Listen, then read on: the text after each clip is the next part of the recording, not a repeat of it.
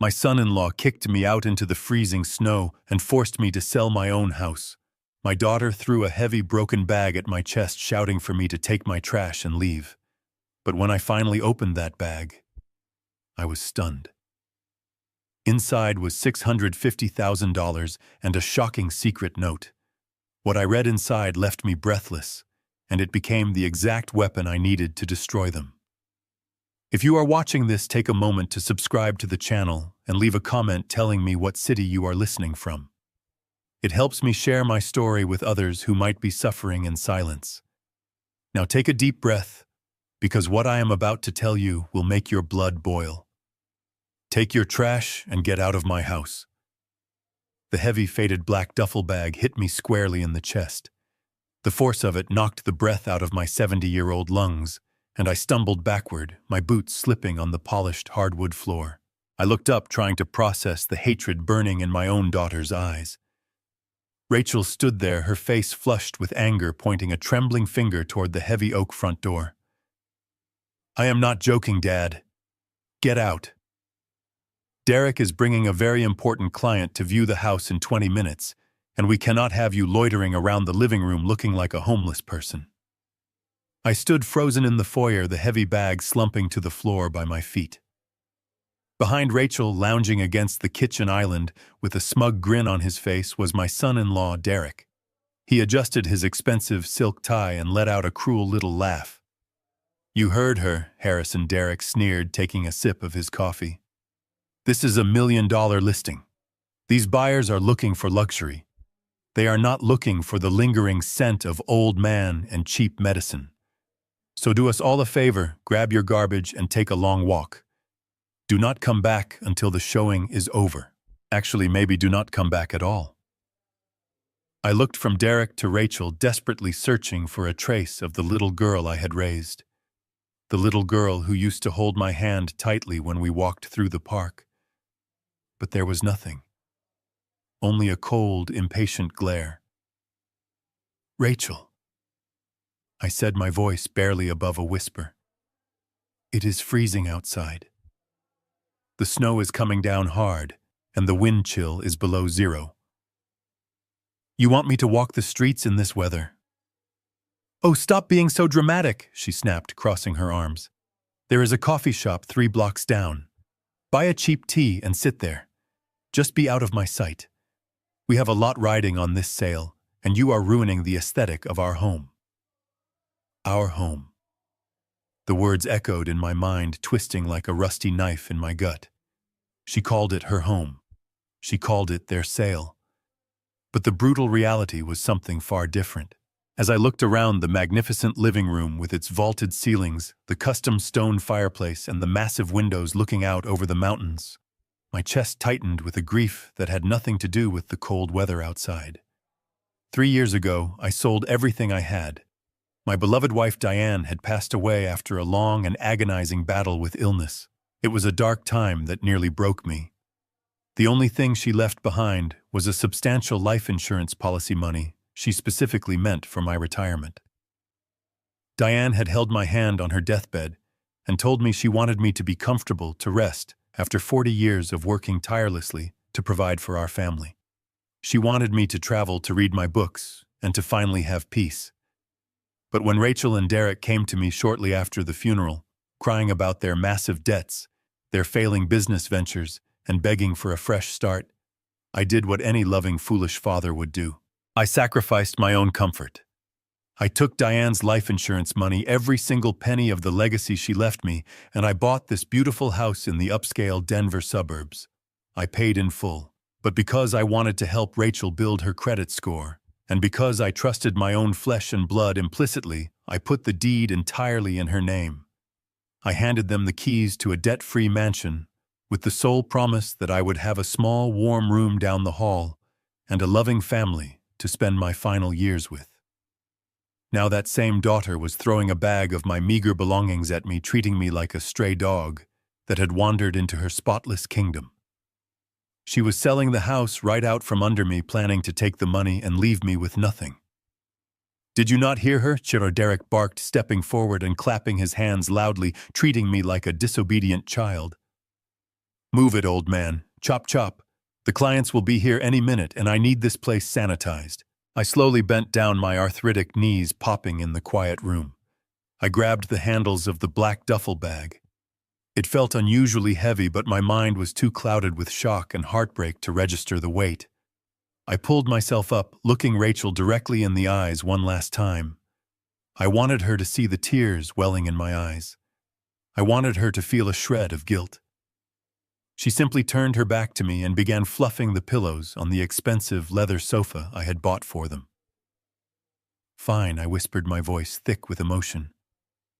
"I am leaving." I opened the heavy front door, and a blast of icy Colorado wind hit my face, stinging my cheeks like 1,000 tiny needles. The snow was falling thick and fast, blanketing the driveway in pure white. I stepped out onto the porch. Before I could even turn around to say a final goodbye, Derek slammed the door shut behind me. The loud click of the deadbolt locking echoed through the freezing air. I stood alone on the porch, shivering in my thin sweater, clutching the black duffel bag to my chest. The temperature was dropping rapidly, and the sky above Denver was a bleak, unforgiving gray. I had no car. I had nowhere to go. My own daughter had just evicted me from the house I bought for her simply because my presence was an inconvenience to her husband's real estate deal. I began to walk down the snow-covered driveway, my boots crunching softly in the silence of the neighborhood. The cold was piercing through my clothes, chilling me to the bone. I realized I needed my thick winter coat. I remembered packing it inside the black duffel bag a few weeks ago when the weather first started to turn. I reached the bus stop at the corner of the street. The wind was howling now. I set the heavy bag down on the icy wooden bench, my fingers numb and trembling as I reached for the zipper. I just wanted my coat. I just wanted a little bit of warmth to survive the afternoon. But as I pulled the zipper open, my heart stopped. The world around me seemed to fall completely silent. Inside the worn black fabric, there was no familiar green wool. There was no heavy collar to protect my neck from the biting Colorado wind. Instead, the bag was stuffed to the brim with neatly organized, thick paper stacks. My numb fingers fumbled as I reached inside my mind, struggling to process what my eyes were seeing. The wind whipped around the bus stop, blowing a fine mist of snow into the open bag, but I barely felt the cold anymore. A sudden burning heat rose in my chest. I pulled out one of the stacks. It was bound tightly with a crisp, white paper band from a major national bank. I flipped it over. They were cashier's checks. There were dozens of them. I wiped a snowflake from my eyelashes and squinted at the amounts printed on the stiff paper. It was $50,000. I pulled out another check from the middle of the stack. $100,000. They were all endorsed, signed, and ready to be deposited or cashed. My hands began to shake violently, and it had absolutely nothing to do with the winter weather. I started pulling out more bundles, counting them rapidly in my head. My years of working with numbers kicked in automatically. 300,000, 500,000. By the time I reached the bottom of the bag, the total sat heavily in my mind. $650,000. I was sitting at a public bus stop, freezing, holding over $500,000 in untraceable liquid assets. This was not possible. Derek was a moderately successful real estate agent, but he was always complaining about cash flow and market slumps. He had just practically begged me to let them sell the house because they were supposedly drowning in debt. Where did this massive fortune come from? I dug deeper into the side pockets of the bag, my breath coming in short, panicked gasps. My fingers brushed against something hard and metallic. I pulled it out. It was a heavy military-grade encrypted USB drive. It was the kind of hardware I used to see in my corporate days dealing with highly sensitive offshore accounts. It was serious technology, the kind that required a biometric scan or a complex alphanumeric passphrase to access. Derek barely knew how to reset the family router. What was he doing with a device meant to hide high-level financial data? A sickening realization began to form in the pit of my stomach. The frantic urgency to sell my house. the sudden desperate need to get me out of the picture, the mysterious clients arriving today. None of it was adding up to a simple real estate transaction. I was looking at an escape fund. As I pushed the USB drive deep into my pants pocket for safekeeping, I noticed a bright flash of color near the bottom of the main compartment. It was a small neon pink sticky note, the kind you buy at any corner drugstore. It was pressed firmly against the final bundle of checks. I peeled it off with trembling fingers. The handwriting was looped elegant and entirely unfamiliar. It was written in bright blue ink. I brought it close to my face, shielding it from the falling snow, and read the words carefully. Get the house money from the old man, dump your wife, and I will see you in Cabo. It was signed with a single name. Vanessa. I read the sentence again, and then a third time. Every word was a hammer blow to my chest. Get the house money from the old man, that was me. Dump your wife, that was my daughter Rachel. I will see you in Cabo. Vanessa. The sheer gravity of the situation crashed over me like a tidal wave. Derek was not just a greedy son-in-law rushing a property sale to clear some debts. He was a predator. He was planning to take the proceeds from the sale of my house, the house I paid for, with my dead wife's life insurance, and disappear. He was going to abandon Rachel entirely. He was going to run away to Mexico with this woman, Vanessa, and leave my daughter to face the financial ruin and whatever illegal mess he had created to acquire these cashier's checks. Rachel, despite her cruelty to me just moments ago, was entirely oblivious. She thought they were building a future together. She thought she was being a supportive wife by kicking her own elderly father out onto the street to help her husband close a big deal. She had no idea she was actively helping him pack his bags to abandon her. Then another realization hit me so sharp it made me gasp out loud. Rachel had grabbed the wrong bag. Earlier that morning, I had packed my old winter coat into my black duffel bag and left it near the front door. Derek must have packed his escape fund into an identical black bag and hidden it in his home office. When Rachel went into a blind rage, screaming at me to take my trash and get out, she must have marched into the office, grabbed the first heavy black bag she saw, and thrown it at my chest. Derek did not know. He was standing right there in the kitchen, sipping his coffee, mocking my old man smell, completely unaware that his wife had just handed me his entire secret fortune and the blueprint to his betrayal. I looked down at the bag in my lap. I was no longer a discarded old man freezing on a bench. I was holding the absolute destruction of Derek's life in my hands. The fear that had gripped me a moment ago evaporated, replaced by a cold, calculating clarity. I had spent 4 decades tracking missing funds, exposing corporate fraud, and destroying financial criminals in boardrooms. I knew exactly how to ruin a man who thought he was smarter than everyone else. I carefully zipped the duffel bag completely shut, making sure no edge of paper was visible. I stood up from the bench, ignoring the pain in my knees and the freezing wind tearing at my thin sweater. I pulled the heavy strap over my shoulder and gripped it tightly. I had to get to a safe place. I had to secure this money and decrypt that flash drive. But before I could even take a step toward the train station, the phone in my pocket began to buzz. I reached in and pulled it out. The screen lit up through the falling snow. It was Derek calling. The phone vibrated in my hand, a steady, demanding pulse against my cold palm. The caller ID flashed Derek's name. Just 20 minutes ago, he had been mocking me, telling me I smelled like a hospital and tossing me out into a snowstorm. Now he was calling me. I took a deep breath, letting the icy air fill my lungs to calm my racing heart, and swiped the screen to answer. I brought the phone to my ear, forcing my voice to sound exactly like the frail, confused old man he believed me to be. "Hello," I said, making sure my teeth chattered just a little. "Dad." "Oh my goodness, Dad, is that you?" Derek's voice came through the speaker, dripping with a sickeningly sweet, exaggerated concern that immediately made my stomach turn. Listen, I am so incredibly sorry about earlier. Rachel was just so stressed about the house showing, and she completely lost her temper.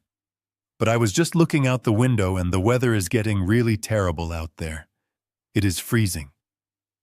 Where are you? Please tell me you found somewhere warm to sit down.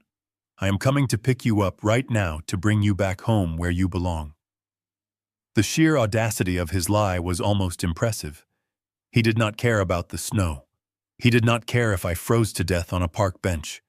He had just gone into his office, noticed the wrong bag was missing, and realized that his father-in-law had just walked out the front door with $650,000 and his ticket to a new life. I am just at the bus stop down the street, Derek.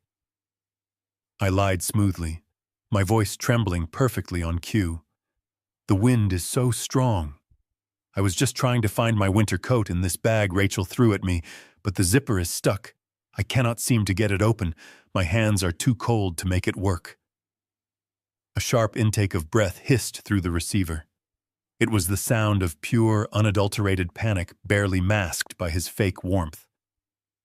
Oh, do not worry about the zipper, Dad. Do not even try to open it. Your coat is actually still in the hall closet. Rachel just grabbed some old gym bag by mistake. Just stay exactly where you are. Do not move an inch. I am grabbing my car keys right now. I will be there in 2 minutes. He hung up before I could reply. The line went dead. I pocketed my phone and instantly sprang into action. The arthritis in my knees seemed to vanish, replaced by a surge of adrenaline I had not felt since my days tearing apart fraudulent corporate ledgers in Chicago. 2 minutes. I did not have 2 minutes. But I knew this neighborhood better than he did. I knew that the local commuter train station was just a narrow alleyway and a parking lot away completely out of sight from the main road where Derek would be driving. I hoisted the heavy black bag over my shoulder and practically ran through the snow. The wind whipped violently against my face, but I pushed forward, slipping through the gap between 2 tall hedges that bordered the local park. I emerged into the train station parking lot, just as I heard the distant roar of Derek's expensive sports car speeding down our street. He was rushing to the bus stop, expecting to find a helpless old man holding his treasure. I hurried inside the small heated station terminal. It was mostly empty, save for a few commuters huddled with their coffees. I made a beeline straight for the row of automated rental lockers bolted to the far wall.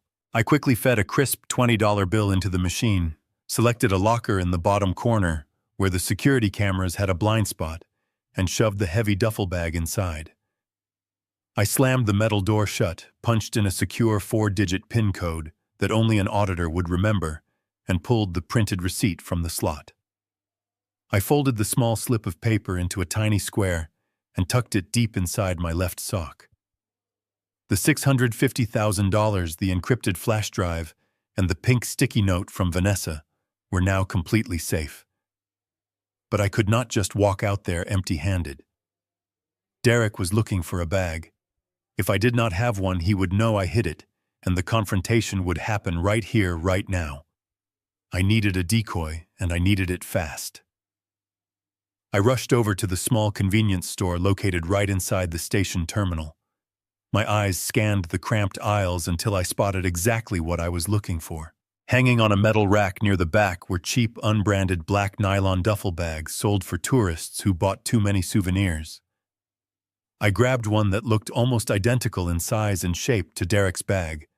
I tossed it onto the counter along with a thick, heavy local phone book from the magazine rack. The cashier looked at me with confusion as I handed her a $50 bill and told her to keep the change. I ripped the tags off the new bag and moved to the recycling bin near the exit. I stuffed the heavy phone book right into the center of the bag to give it the necessary weight. Then I grabbed handfuls of discarded newspapers from the bin, crumpling them up and packing them tightly around the phone book to give the bag a full, bulky shape. I zipped it shut. It was a perfect match. I stepped out of the station and walked back toward the main road, making sure to look lost and shivering. Within moments, Derek's car came skidding around the corner, his eyes wild with panic, until they locked onto me and the black bag slung over my shoulder. The tires skidded against the icy curb, sending a spray of slush onto my boots. Derek threw himself out of the driver's seat before the car fully stopped. He rushed toward me, his coat flapping in the cold wind. His eyes were wide with frantic desperation. His gaze dropped to the black duffel bag resting against my hip. "Dad," he breathed out, panting. "Thank goodness. You must be freezing. Let me take that for you." He snatched the strap from my shoulder before I could reply. He grunted at the weight of the thick phone book hidden inside. Relief washed over his pale face. He thought he had his $650,000 back. He thought his plan was intact. I pulled my sweater tighter around my chest and let out a cough, leaning into the role of the frail old man. "I wanted my coat," I mumbled, keeping my voice weak. Rachel was so angry. I did not want to make her angrier by staying. "I know," he said, patting my back. "She overreacted earlier today. The client's rescheduled anyway. Let us get you into the warm car." The drive back was thick with tension. The heater was blasting, but the atmosphere inside the car was ice cold. Derek kept his hands firmly on the steering wheel, but his eyes constantly darted to the rearview mirror, checking the bag in the back seat. He cleared his throat, trying to figure out how to interrogate me without sounding suspicious. So he began forcing a chuckle that sounded unnatural. "I am sorry about the mix-up with the bags today, Dad. That duffel you grabbed belongs to my office. It is full of sensitive client tax documents. Boring stuff but completely confidential. You did not happen to open it, did you?" I turned my head slowly to look at him, narrowing my eyes as if I were struggling to understand his words. I made sure to let my lower lip tremble just a tiny fraction. "Open it," I repeated, sighing heavily. "Derek, my arthritis is acting up terribly in this freezing cold. My knuckles are completely swollen. I tugged at that metal zipper for 10 minutes out there on the wooden bench, but it was completely stuck. I could not even get it to budge a single inch. I just wanted my coat. My hands were too numb to pull the tab." I watched his profile closely. The heavy tension in his jaw visibly vanished. The tight grip he had on the steering wheel loosened. He let out a long breath, and a genuine, albeit arrogant, smile spread across his face. "Well, that is a relief," he said, his tone instantly lighter. "I mean, not about your hands, of course. We will get you some warm tea as soon as we get back. I just did not want you getting paper cuts or messing up my careful filing system." When we finally pulled into the driveway, the snow was piling up on the front lawn. We walked inside, and the sudden blast of warm air from the grand foyer was a stark contrast to the bitter chill outside. Rachel was sitting at the kitchen island scrolling through her phone. She did not even look up when we entered. There was no apology offered. There was no relief that her elderly father had not frozen to death in the terrible storm.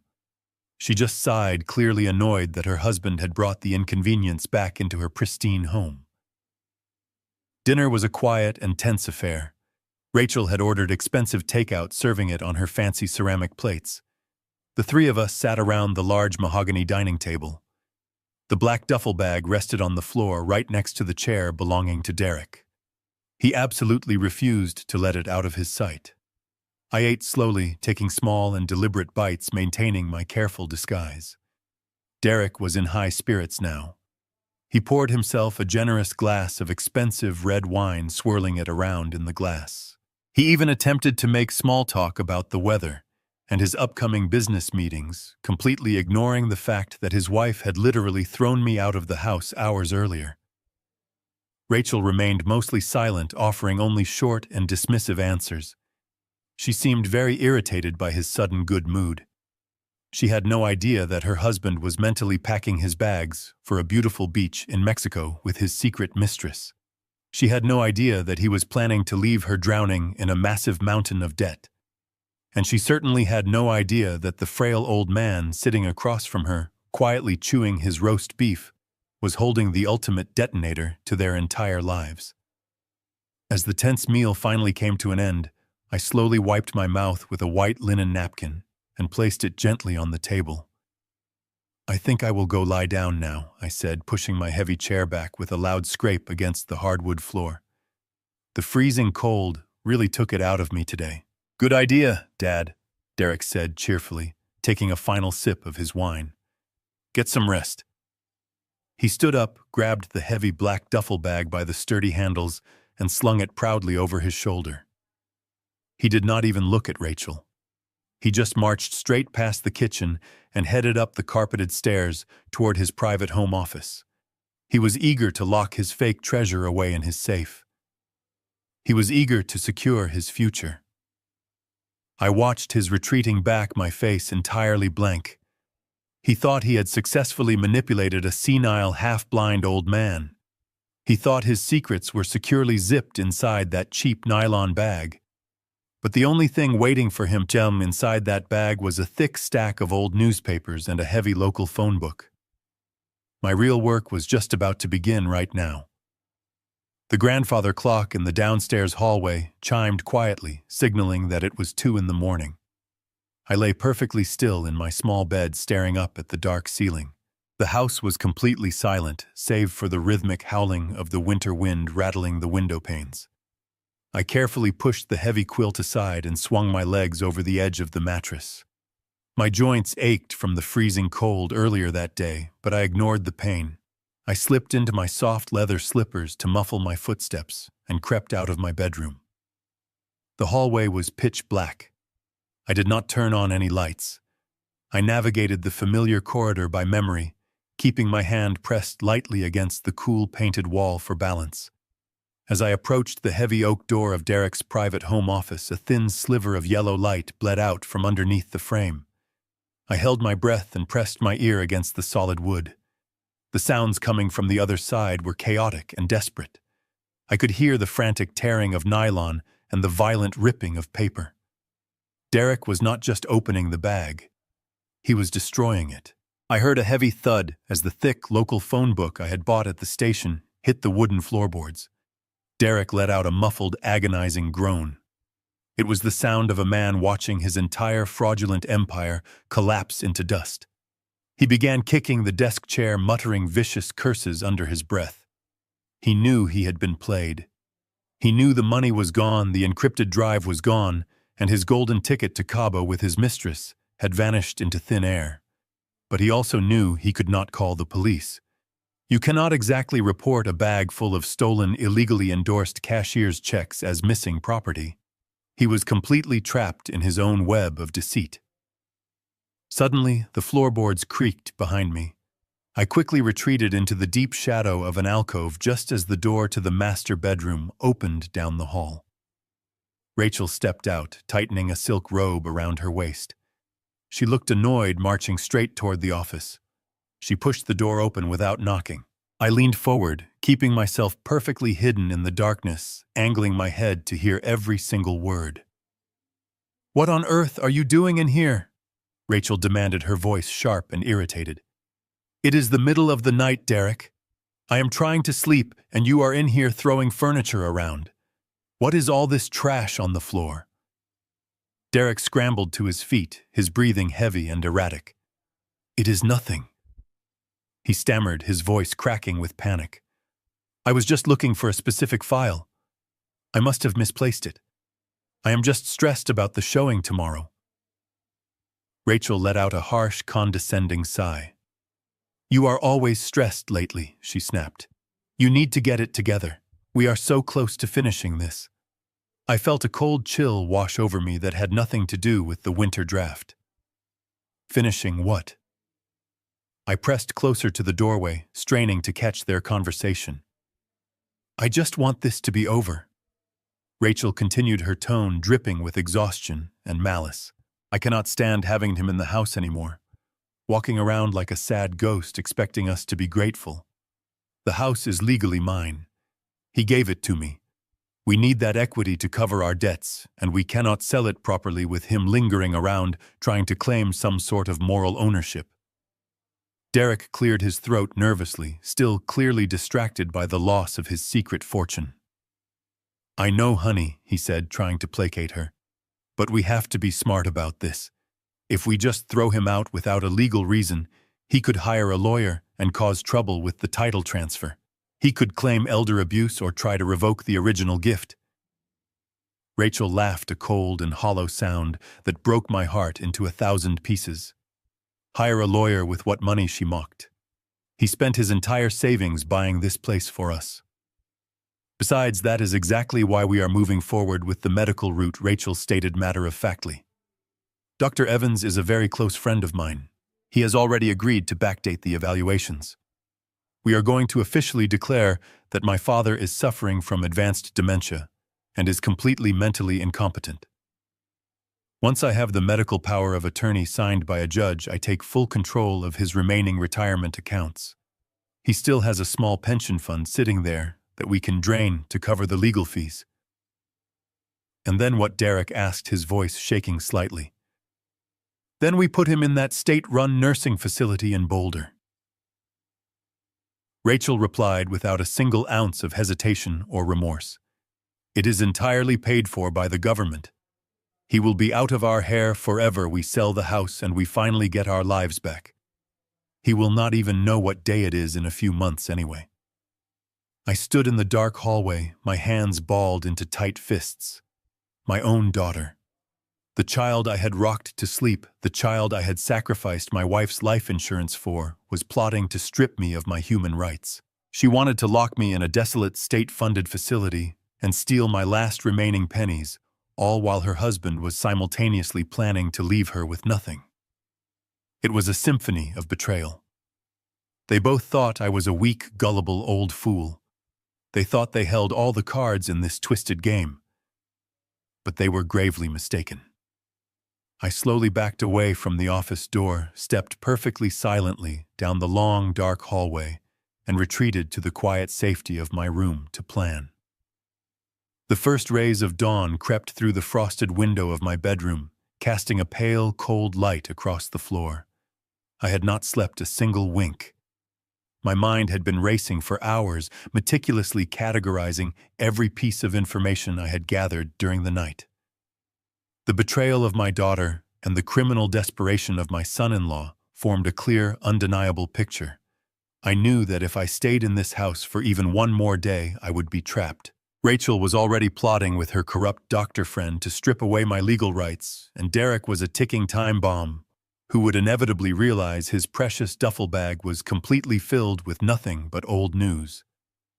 I had to get out, and I had to do it on my own terms before they could make their next move.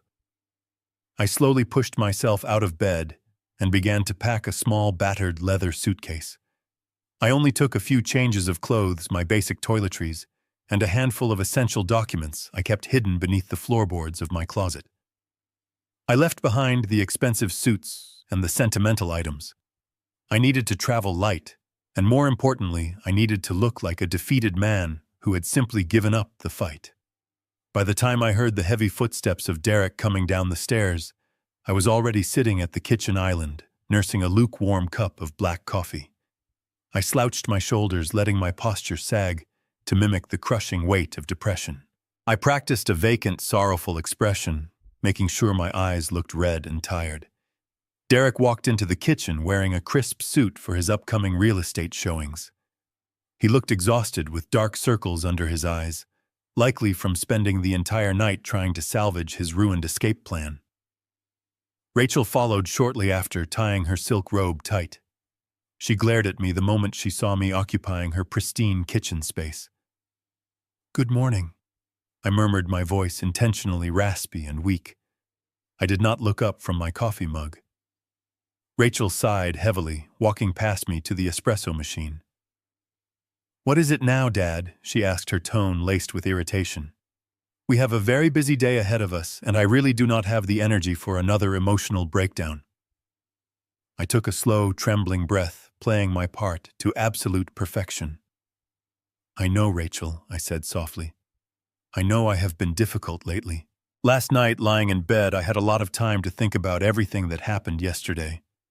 About the argument, the house showing, and how much stress my presence is putting on your marriage. I realized that you were right. I am just a burden to you both." Derek stopped pouring his cereal and looked at me, his eyes narrowing slightly with suspicion. "What are you saying, Harrison?" he asked cautiously.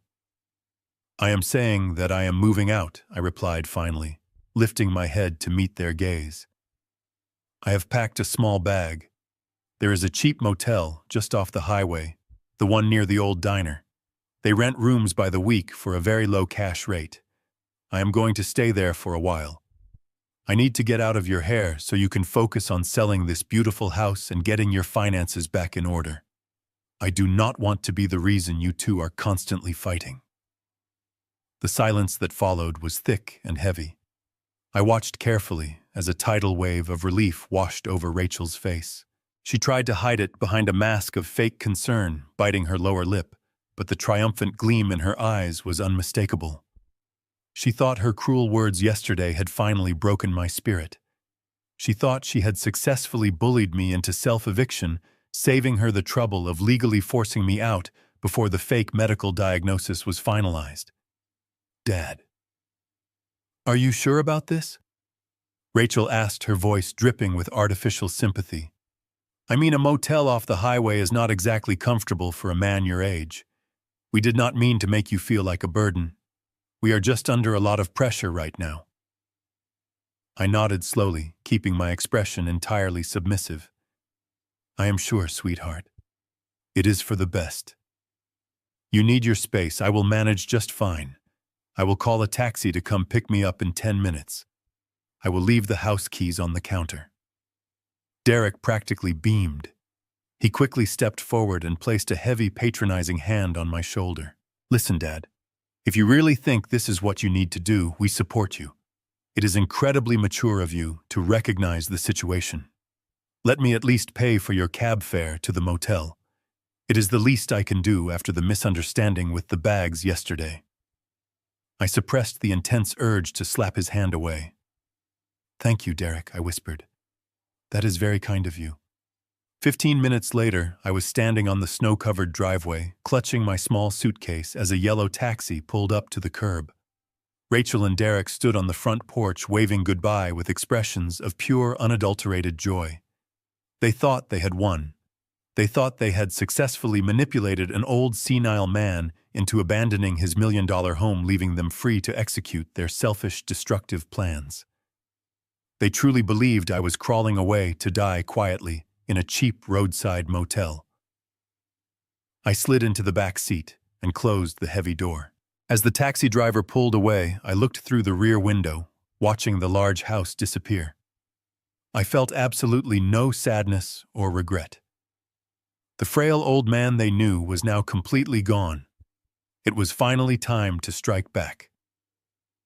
I instructed the taxi driver to make a quick detour before heading to the motel. He pulled up to the commuter train station, leaving the meter running, while I hurried inside. The terminal was quiet now. I walked straight to the bank of rental lockers, reached down into my sock, and pulled out the small folded slip of paper. My fingers were steady as I punched the 4-digit code into the electronic keypad. The heavy metal door popped open with a satisfying click. I grabbed the real black duffel bag, slung it over my shoulder, and walked back out to the waiting cab. 20 minutes later, the driver dropped me off at the fading, neon-lit entrance of the motor lodge.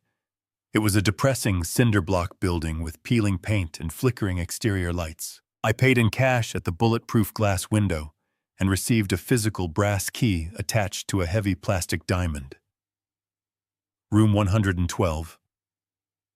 I walked down the icy exterior corridor and let myself into the room.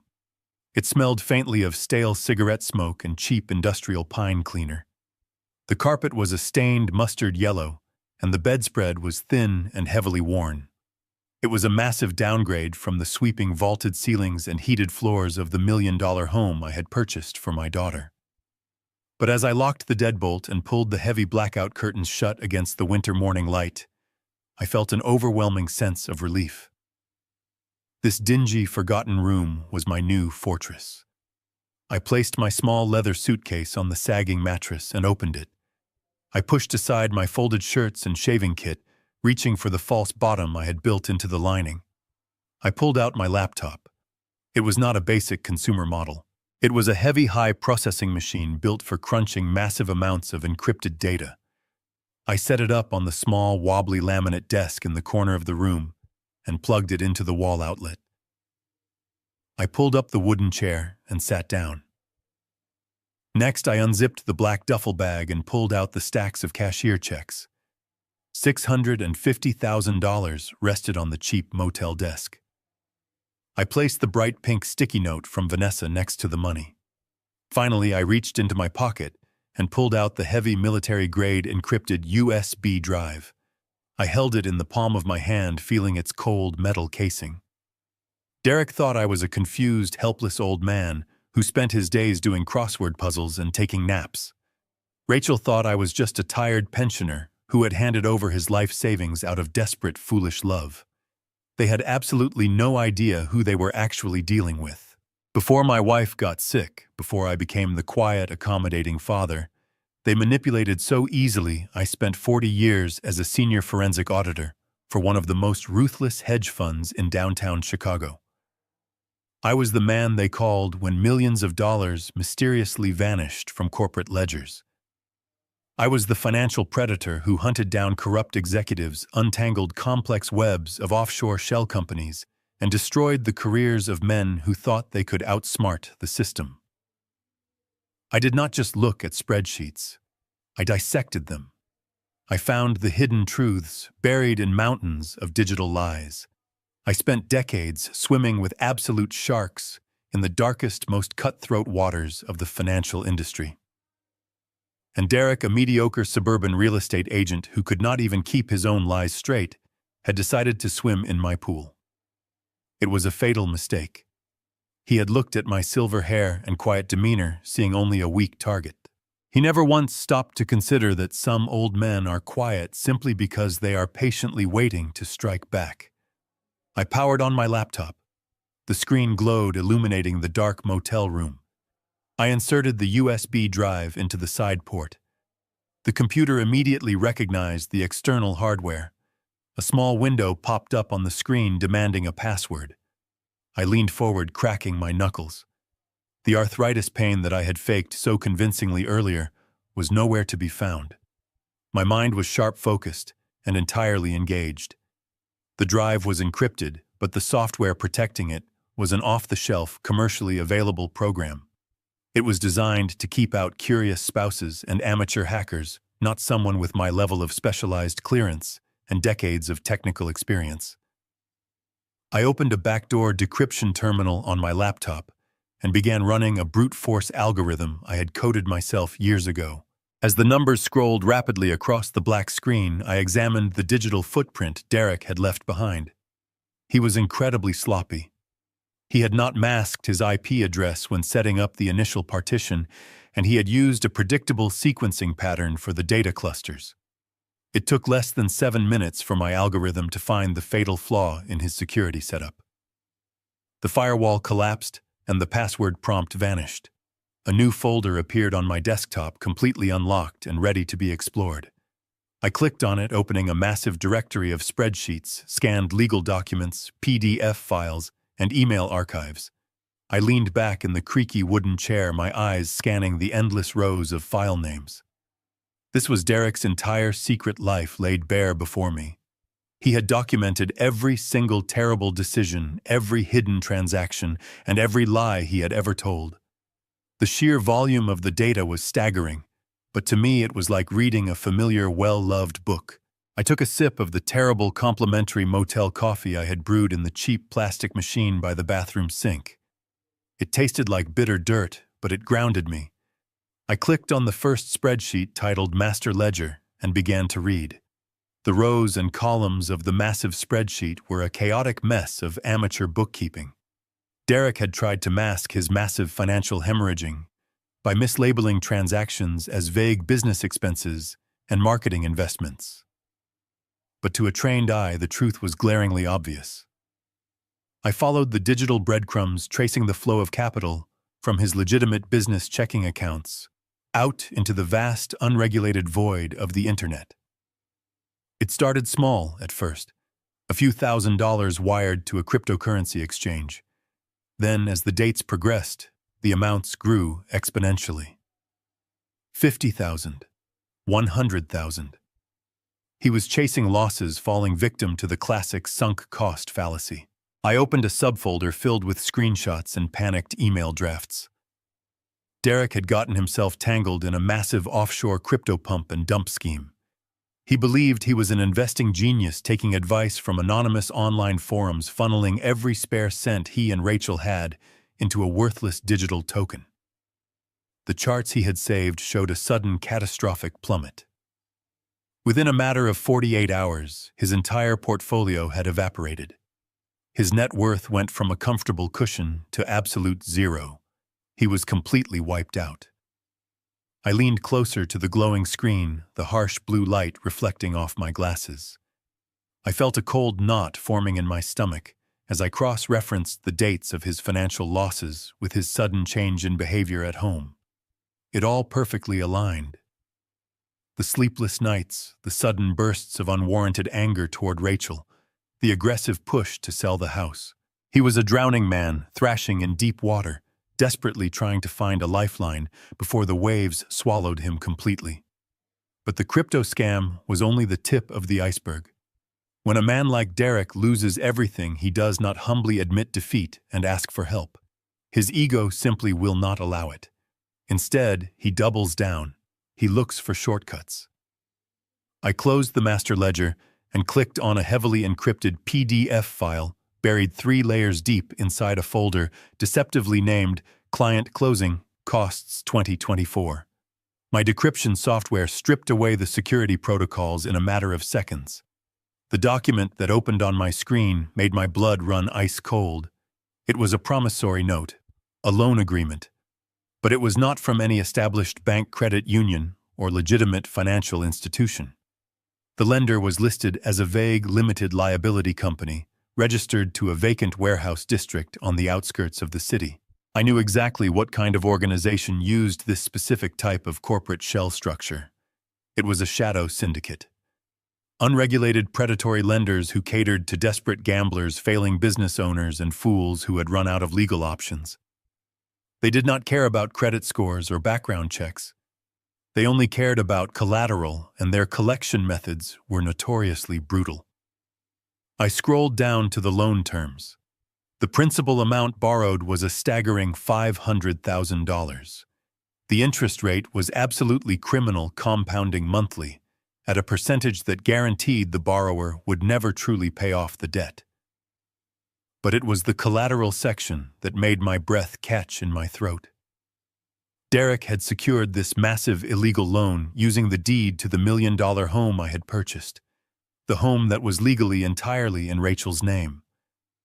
I zoomed in on the signature line at the bottom of the final page. There it was, my daughter's signature signed in smooth, flowing blue ink. Except it was not her signature. I had watched Rachel sign her name on countless birthday cards and school forms since she was a little girl. I knew the specific loop of her capital letters and the sharp slant of her handwriting. The signature on this catastrophic loan agreement was a meticulous, practiced forgery. Derek had used his position as a licensed real estate agent and his intimate access to his wife's personal documents to perfectly fake her authorization. He had secretly pledged her only major asset to a syndicate of dangerous criminals without her having the slightest clue. The pieces of the puzzle slammed into place with sickening clarity. Derek had taken the $500,000 from the shadow syndicate to cover his immediate debts and try to buy himself some time, but the crushing monthly interest payments had quickly drained that cash injection. The syndicate was undoubtedly closing in on him, threatening to call in the loan and seize the collateral. They were coming for the house. If they foreclosed, Rachel would not just be left homeless. She would be personally liable for a massive debt she never agreed to. Her credit ruined, her future entirely destroyed by her husband's reckless greed. That was why he was so incredibly frantic to sell the property today. He needed to liquidate the asset, pay off the shadow lenders, to save his own skin, and then use whatever money was left over to flee the country with his mistress. He was perfectly willing to let his wife take the ultimate fall.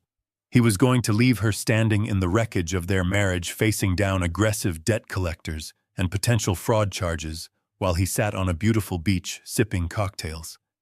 The sheer malice of his plan was breathtaking. I sat back in the creaky motel chair, staring at the digital evidence of his crimes. The silence of the cheap room felt deafening. I had always disliked Derek, sensing a deep arrogance and a profound lack of character beneath his polished salesman smile. But I had never imagined he was capable of this level of calculated cruelty. He had built a house of cards on a foundation of pure deceit, and it was swaying violently in the wind. I reached over and placed my hand on the thick stacks of cashier checks sitting on the desk next to my computer, ready for the next shocking revelation. The paper was thick, premium stock. I ran my thumb over the raised ink of the routing numbers printed at the bottom of the top check. $50,000. Issued by a reputable national bank, made payable to a generic-sounding holding company that I had already identified in Derek's files as a shell corporation he set up just 3 weeks ago. I picked up the next check. $100,000 issued from a different bank, but payable to that same shell company. I needed to know exactly whose pockets he had picked. I turned my attention back to the laptop screen and opened a new search query within his decrypted hard drive. I typed in the exact dollar amounts from the checks, cross-referencing them with the dates they were issued. The search engine hummed for a few seconds before returning a localized hit.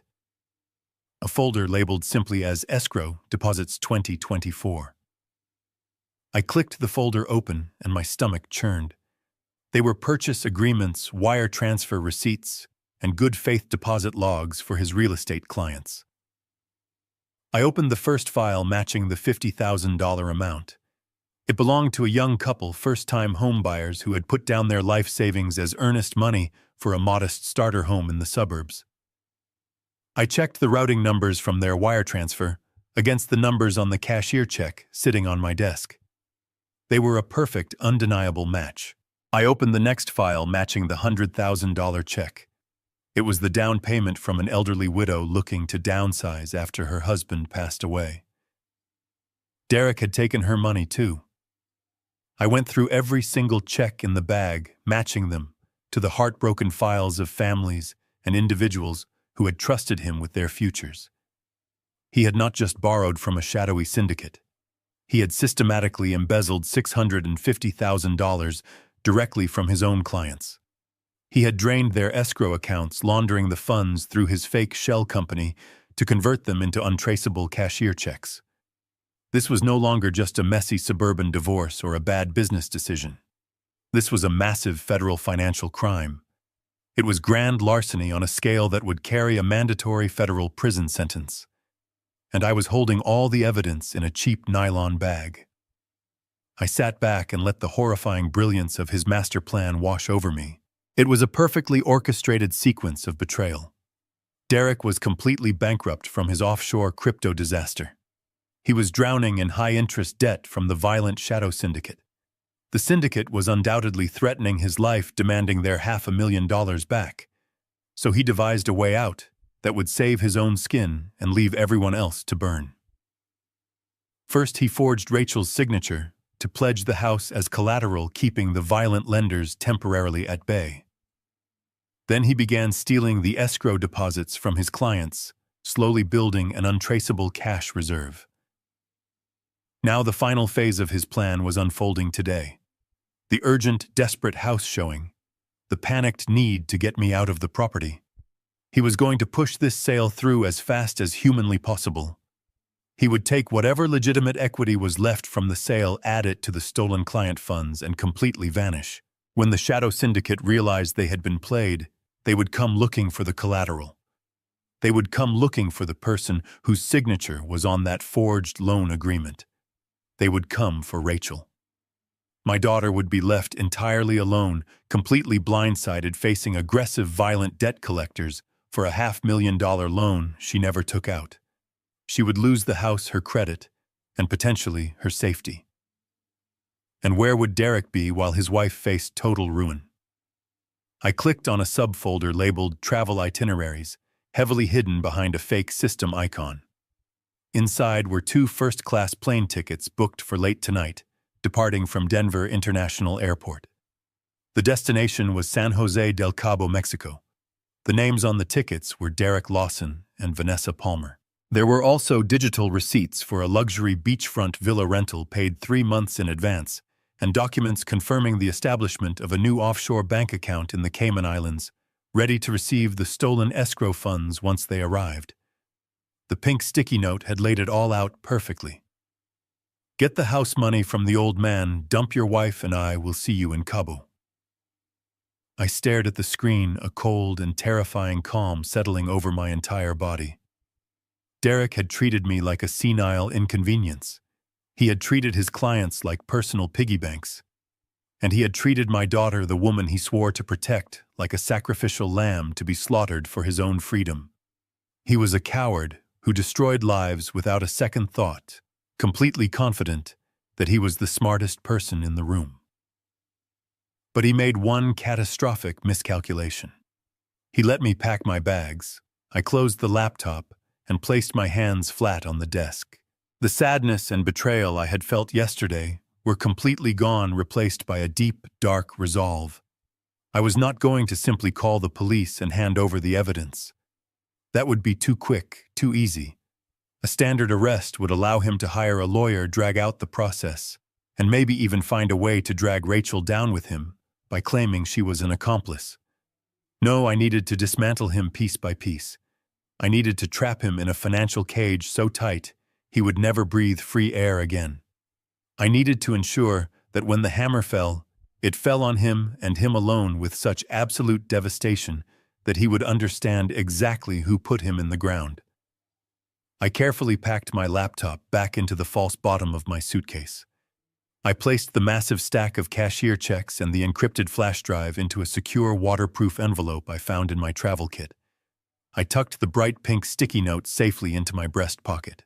I left the decoy black duffel bag sitting on the wobbly motel desk, a hollow monument to Derek and his pathetic greed.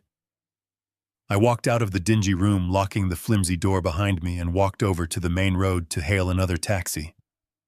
I gave the driver an address in the heart of downtown Denver, far away from the quiet suburban streets, where my daughter was currently plotting my downfall. 30 minutes later, I stood in the sleek marble lobby of one of the most prestigious law firms in the state. I did not have an appointment, but when you have spent 40 years navigating the treacherous waters of high finance, you build relationships that bypass receptionists and waiting rooms. I took the private elevator up to the top floor and walked straight into the corner office of Jonathan Pierce. Jonathan was a legal shark, a man I had worked alongside during my most complex corporate audits in Chicago. He had retired to Denver a few years ago to open his own practice catering strictly to high-net-worth clients and complex financial litigation. He was ruthless, brilliant, and fiercely loyal. He looked up from his massive mahogany desk as I walked in, his sharp blue eyes widening in surprise. He took one look at my tired face and the waterproof envelope in my hand, and he immediately instructed his secretary to hold all his calls for the rest of the afternoon.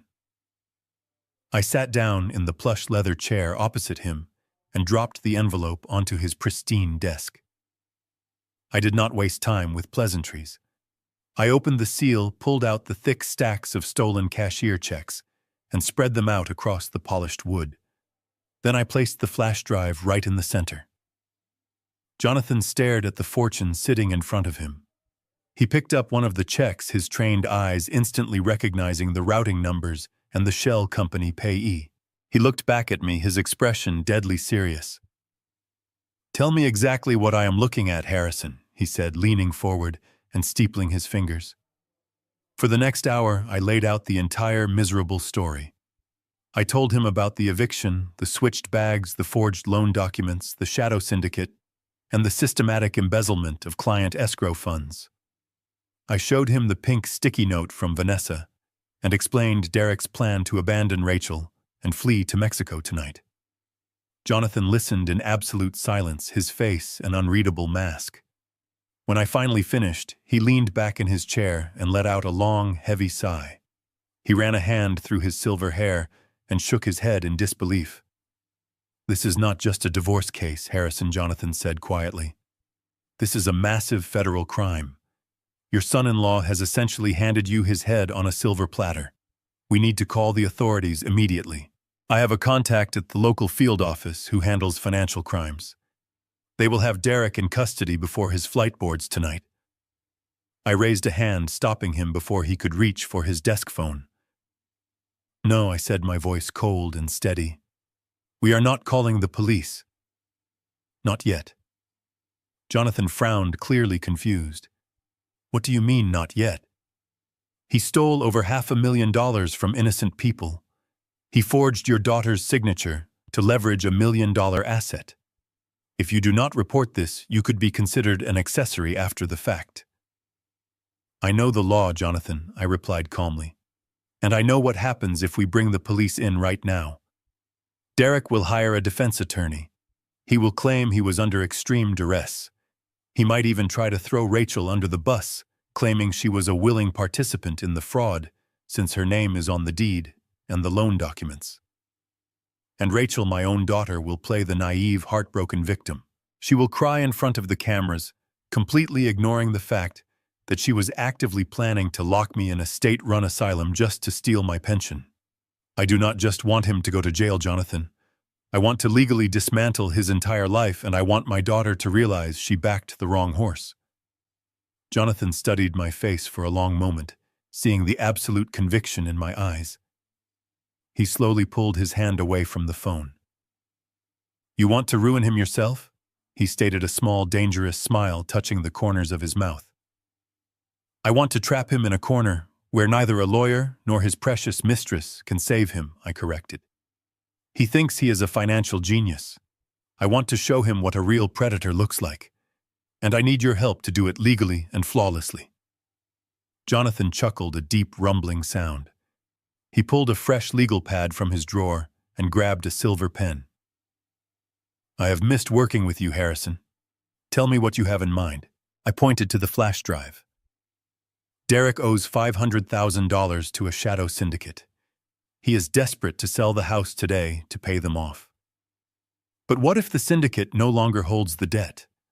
What if a completely legitimate, incredibly aggressive collection agency suddenly bought that terrible debt right out from under them today? An agency that demands immediate payment in full and has the absolute legal authority to seize the collateral immediately. Jonathan's eyes lit up with predatory understanding. You want to buy the loan. You want to become his creditor. Exactly, I said. I want to buy the paper. These shadow syndicates operate on a very simple premise. They want a massive return on their investment, but above all, they want liquidity. They do not want to go through a drawn-out foreclosure process on a suburban home dealing with real estate agents and messy legal evictions. If someone offers them the principal amount, plus a guaranteed immediate premium in clean, untraceable cash, they will sell that debt in a heartbeat. They will wash their hands of Derek entirely.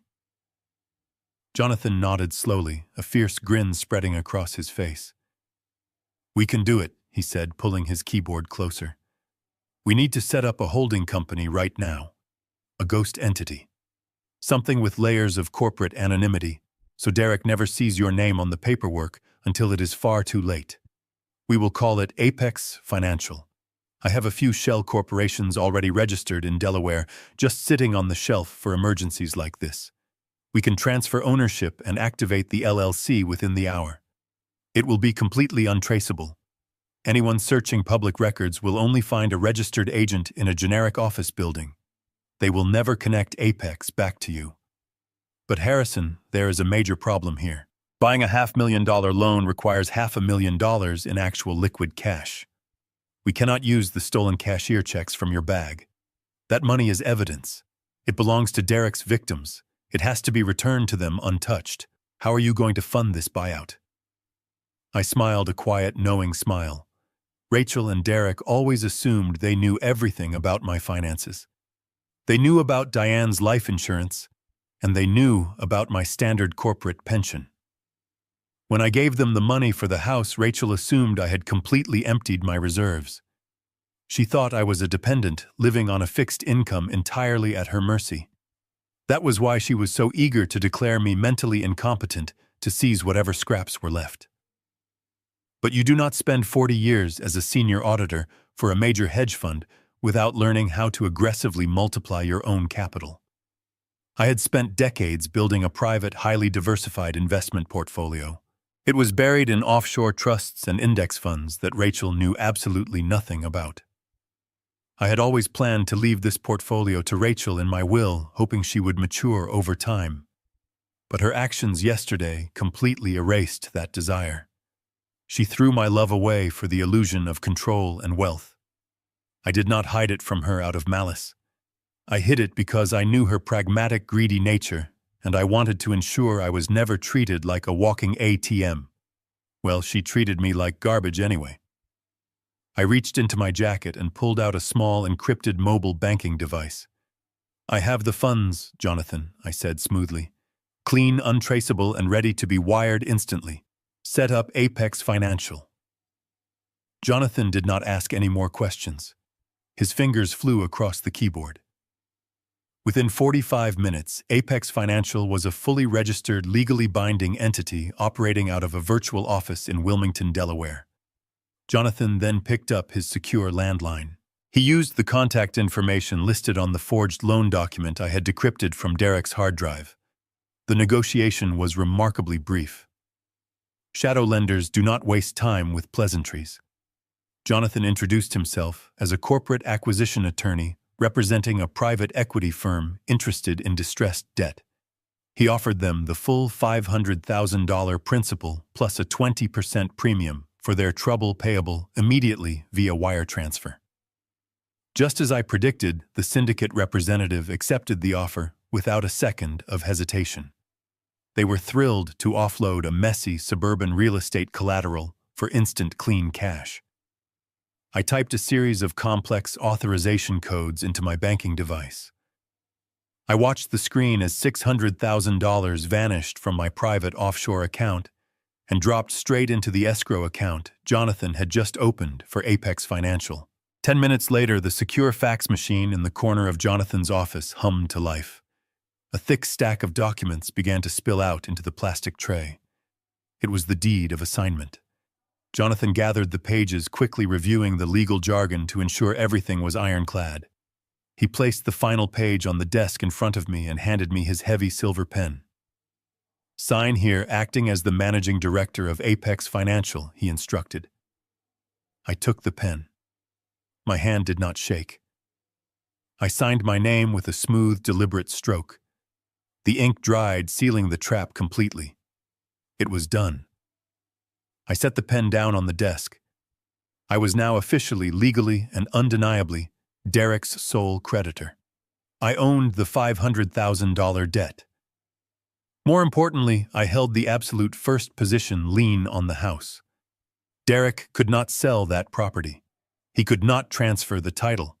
He could not access a single penny of equity without my explicit written permission.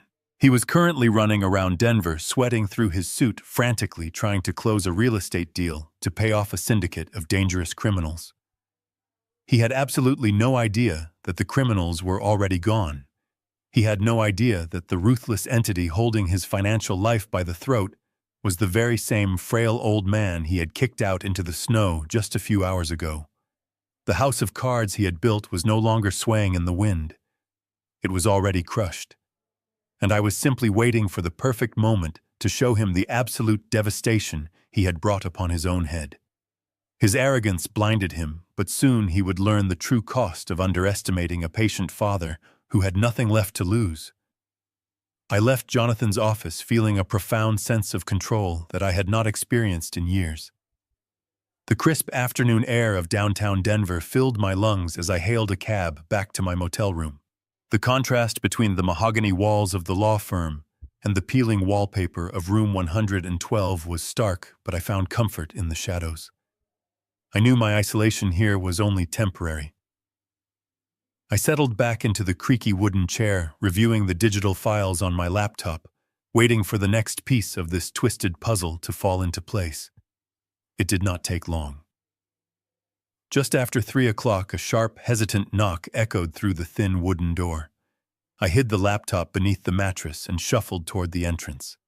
I made sure to let my shoulders slump and my breathing sound labored before I turned the brass knob. Standing on the concrete walkway was my daughter. Rachel looked entirely out of place in this run-down motor lodge. She was wearing a tailored designer coat and carrying a pristine leather purse that cost more than 3 months of rent at this establishment. But it was her face that truly captured my attention. Her eyes were red and puffy, and her lower lip trembled as if she were holding back a tidal wave of grief. It was a spectacular performance. "Dad," she whispered, her voice cracking perfectly. "Can I come in?" I stepped aside, playing the part of the weary, heartbroken father. She walked into the dim room, her nose wrinkling slightly at the smell of stale tobacco and cheap pine cleaner, though she quickly masked her disgust with a look of profound sorrow. "Oh, Dad. Look at this place," she sobbed, turning to face me with fresh tears spilling down her cheeks. "I feel so terrible. Derek and I were up all night crying. We never wanted you to feel like you had to leave your own home. You have done so much for us, and I feel like the worst daughter in the world." I slowly sat down on the edge of the sagging bed, resting my hands on my knees. "It is all right, Rachel," I murmured, keeping my voice gentle and defeated. "I know you two are under a tremendous amount of stress with the house sale and your finances. I just wanted to get out of the way." She rushed over and knelt on the dirty mustard carpet right in front of me, taking my wrinkled hands in hers. "You are never in the way," she pleaded, looking up at me with those wide, innocent eyes that used to melt my heart when she was a little girl. "But we do need to get some things in order just to make sure you are taken care of while you are staying here." She stood up, unclasped her expensive purse, and pulled out a thick manila envelope. She retrieved a stack of freshly printed documents and laid them gently on the small, wobbly desk. "I spoke with Dr. Evans this morning," she continued, her tone shifting to one of gentle, practical concern. "He said that with your recent memory lapses and the stress of moving, we really need to update your health insurance profiles and emergency contact authorizations. He wants to make sure that if you have an accident or a medical episode here at the motel, I have the legal ability to approve your treatments without any bureaucratic delays." I looked down at the paperwork. The bold header at the top of the first page was crystal clear. It was a comprehensive medical power of attorney. It was the exact document I had heard her discussing with Derek outside the office last night. By signing this, I would be legally declaring myself incapable of making my own medical and financial decisions, handing over total control of my life and my remaining pension to the very woman who was currently lying to my face. I felt a surge of cold fury, but I kept my expression entirely blank. "Where do you need me to sign?" I asked softly, letting out a heavy, resigned sigh. Rachel practically beamed through her fake tears, relieved that I was not going to read the fine print or put up any resistance. "Just at the bottom of the last 3 pages," she said quickly, flipping to the signature lines. I patted my jacket pockets, pretending to search for a writing instrument. "Oh, I left my pen in my suitcase," I muttered. "Do not worry, I have one right here," Rachel offered, reaching back into her purse. "No," I insisted, holding up a trembling hand. "You know how I am about my lucky pen. I have used it for every important document since your mother passed. Let me just grab it." I stood up slowly and shuffled over to my small leather suitcase on the bed. I reached inside and retrieved a sleek black fountain pen. It looked perfectly ordinary, but it was a specialized tool I had acquired years ago from a forensic document examiner. The ink inside was chemically designed to bond temporarily with the paper before completely evaporating when exposed to standard room temperature air for 24 hours. Within a day, any signature made with this pen would vanish without a single trace, leaving the paper completely blank. I walked back to the desk, uncapped the pen, and signed my name with slow, deliberate strokes on all 3 pages. "Thank you, Dad." Rachel breathed, her voice dripping with artificial gratitude as she quickly gathered the papers. "This just gives me peace of mind, knowing you are safe." She shoved the documents back into the manila envelope and tucked them safely inside her designer purse. She left the purse sitting unclasped on the desk as she turned to pull me into a tight embrace. "I love you so much," she whispered against my shoulder. I hugged her back, wrapping my arms around her. As I did, I reached into the small pocket of my cardigan and pulled out a tiny black micro GPS tracking device. It was no larger than a small coin, while Rachel held me, pretending to mourn the broken relationship she had actively orchestrated. My right hand slid smoothly over her shoulder and dropped the tiny tracker straight into the open lining of her expensive purse. It settled deep into the fabric, completely hidden from view. "I love you too, Rachel." I lied, my voice steady. She finally pulled away, wiping a final fake tear from her cheek. "I will call you tomorrow to check on you," she promised, grabbing her purse and heading for the door. I stood in the center of the dingy motel room and watched her walk out into the freezing afternoon. The door clicked shut behind her. She was walking away, believing she had just stolen my future and secured her legal control over my life. She had absolutely no idea that by tomorrow morning, her precious legal document would be nothing more than blank paper, and I would be tracking every single move she and her husband made as their world began to collapse.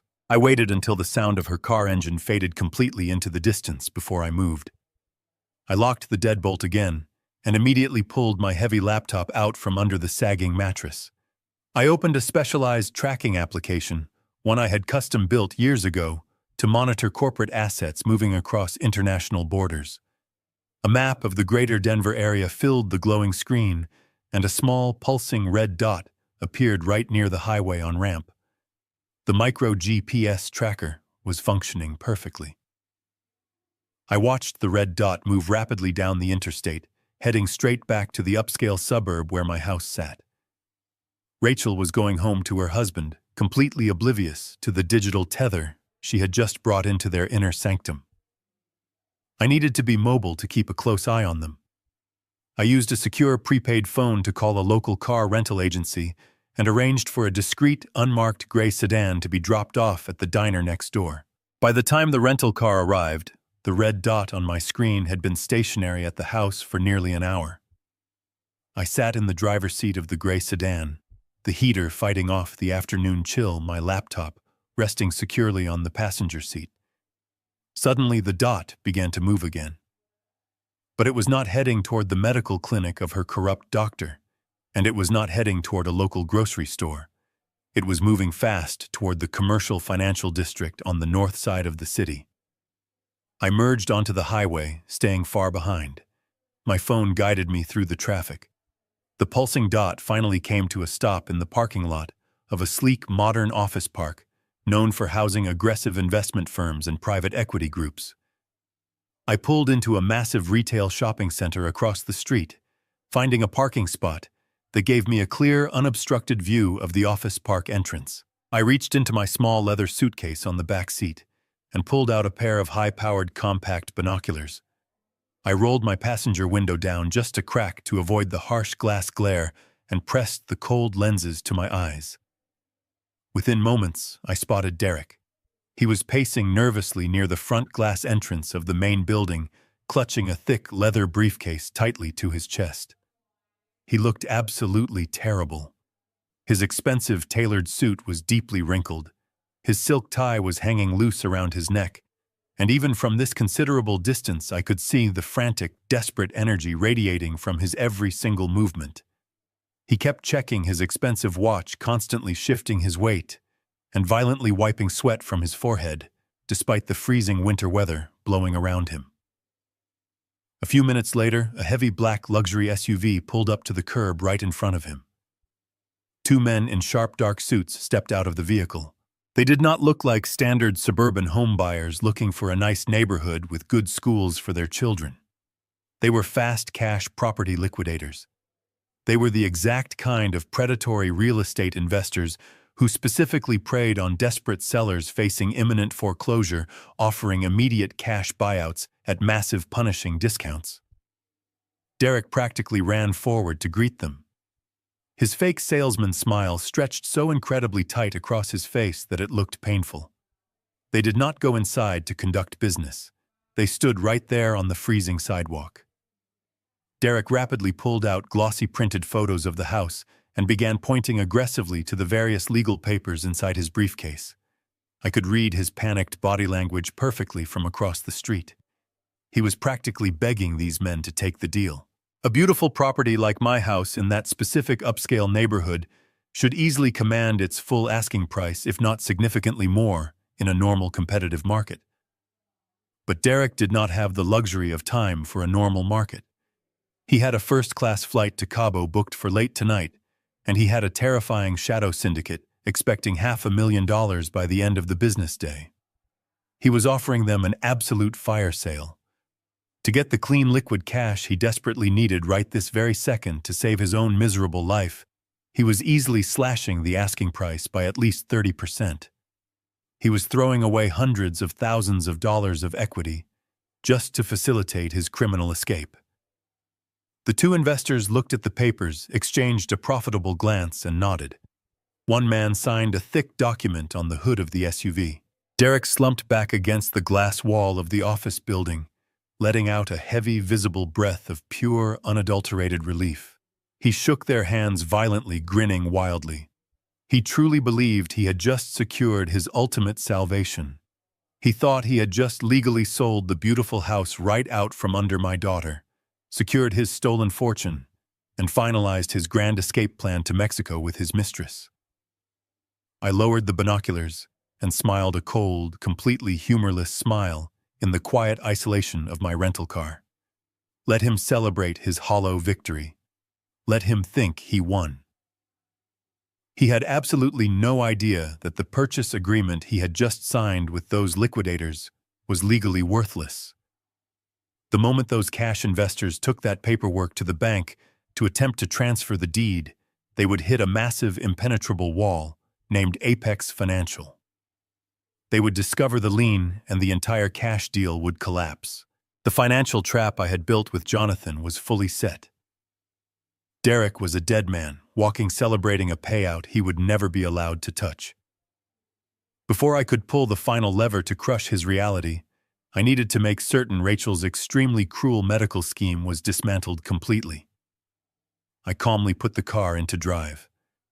I merged back onto the busy interstate highway, leaving the retail shopping center and Derek's pathetic celebration far behind me. My next destination was not my dingy motel room. I drove straight toward the prestigious University Medical District, situated on the eastern edge of Denver. Rachel thought she had me trapped with her corrupt friend, Dr. Evans, who was willing to backdate a fraudulent dementia diagnosis for a cut of my pension. She assumed that because I was 70 years old, society would automatically accept her narrative of my declining mental faculties. She was banking on the sad reality that the medical system often rubber stamps the concerns of a weeping, supposedly overwhelmed daughter. But I knew exactly how to dismantle a fraudulent medical claim before it ever saw the inside of a courtroom. You do not fight a corrupt doctor with angry denials. You fight a corrupt doctor with an overwhelmingly superior, completely indisputable second opinion from the highest possible authority. I pulled the gray rental car into the secure parking garage of the Colorado Institute of Cognitive Neurology. It was the premier independent psychiatric board in the entire state, specializing in complex competency evaluations for high-net-worth individuals, corporate executives, and contested estates.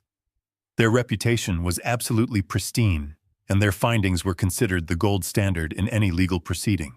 I had called Jonathan Pierce from the car during my drive, and he had used his considerable influence to bypass the usual 3-month waiting list, securing me an emergency evaluation appointment for this very afternoon.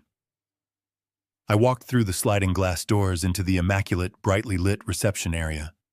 I gave my name to the receptionist, and within minutes I was escorted into a quiet, sterile examination room by Dr. Aris Thorne, the chief of neurocognitive psychiatry. He was a sharp, serious man with piercing gray eyes who did not suffer fools or tolerate manipulation. I sat down in the leather chair opposite his desk and looked him dead in the eye. I told him exactly why I was there. I explained that my daughter and her husband were attempting to falsely declare me incompetent, to seize my financial assets, and force me into a state-run facility. I handed him the blank piece of paper that Rachel believed still held my signature on the medical power of attorney. The disappearing ink had worked flawlessly. The page was entirely clean. Dr. Thorne examined the blank page, listened to my calm, measured explanation, and nodded slowly. He told me that if I wanted a legally bulletproof certificate of perfect mental health, I would have to undergo their most rigorous, exhaustive 6-hour testing protocol. I smiled and rolled up my sleeves. "Bring it on," I said. For the next 6 hours, I was subjected to a grueling battery of psychological, cognitive, and neurological examinations. They tested my short-term memory, my long-term recall, my spatial awareness, and my executive functioning. I was asked to solve complex logic puzzles, perform rapid mathematical calculations without a pen or paper, and analyze intricate visual patterns. Dr. Thorne and his team threw every standard diagnostic tool at me, and then they moved on to the advanced assessments designed to catch even the most subtle signs of cognitive decline. I did not just pass their tests, I completely destroyed them. My mind had been finely tuned by decades of forensic auditing, hunting down invisible discrepancies in massive corporate ledgers. The puzzles they placed in front of me felt like simple child play compared to untangling the offshore financial webs I used to dismantle for a living. I recalled lists of random words, backwards identified obscure historical dates, and demonstrated a flawless, comprehensive understanding of my current legal and financial standing. As the hours ticked by, the clinical detachment on Dr. Thorne's face slowly transformed into genuine professional admiration. He eventually put down his clipboard and leaned back in his chair, a rare impressed smile breaking through his serious demeanor. "Mr. Barnes," he said, adjusting his glasses, "I evaluate chief executive officers 20 years younger than you who do not possess half of your cognitive agility or mental acuity. Your executive functioning is not just normal for your age. It is exceptional by any standard metric we possess." He left the room and returned 20 minutes later, holding a thick, securely bound medical dossier. Inside was a comprehensive summary of my 6-hour evaluation, detailing my perfect scores across every single testing category. Attached to the very front was a notarized, legally binding certificate of absolute mental competency signed by Dr. Thorne and co-signed by 2 other senior psychiatrists on the medical board. It explicitly stated that I was in full possession of my faculties, entirely capable of managing my own affairs and completely devoid of any neurological impairment or dementia. This document was the ultimate shield. It was an ironclad defense that completely neutralized Rachel and her corrupt doctor. If she ever tried to present a fraudulent diagnosis to a judge or a bank, this certificate from the state's top psychiatric institute would instantly expose her fraud and likely trigger an investigation into Dr. Evans losing his medical license. I thanked the doctor carefully, placed the thick dossier into my leather briefcase, and walked out of the clinic into the cool evening air. The sun was just beginning to set over the jagged peaks of the distant mountains, painting the Denver sky in brilliant shades of orange and dark purple. I got back into my gray rental car and placed both my hands on the steering wheel, taking a deep, satisfying breath. My armor was now fully forged. I had the legal authority to destroy Derek's stolen fortune, and I had the medical proof to shatter Rachel's wicked trap. I looked at the tracking app glowing brightly on my laptop screen. The red dot was now moving toward an expensive steakhouse downtown. It was time to finally join their pathetic celebration.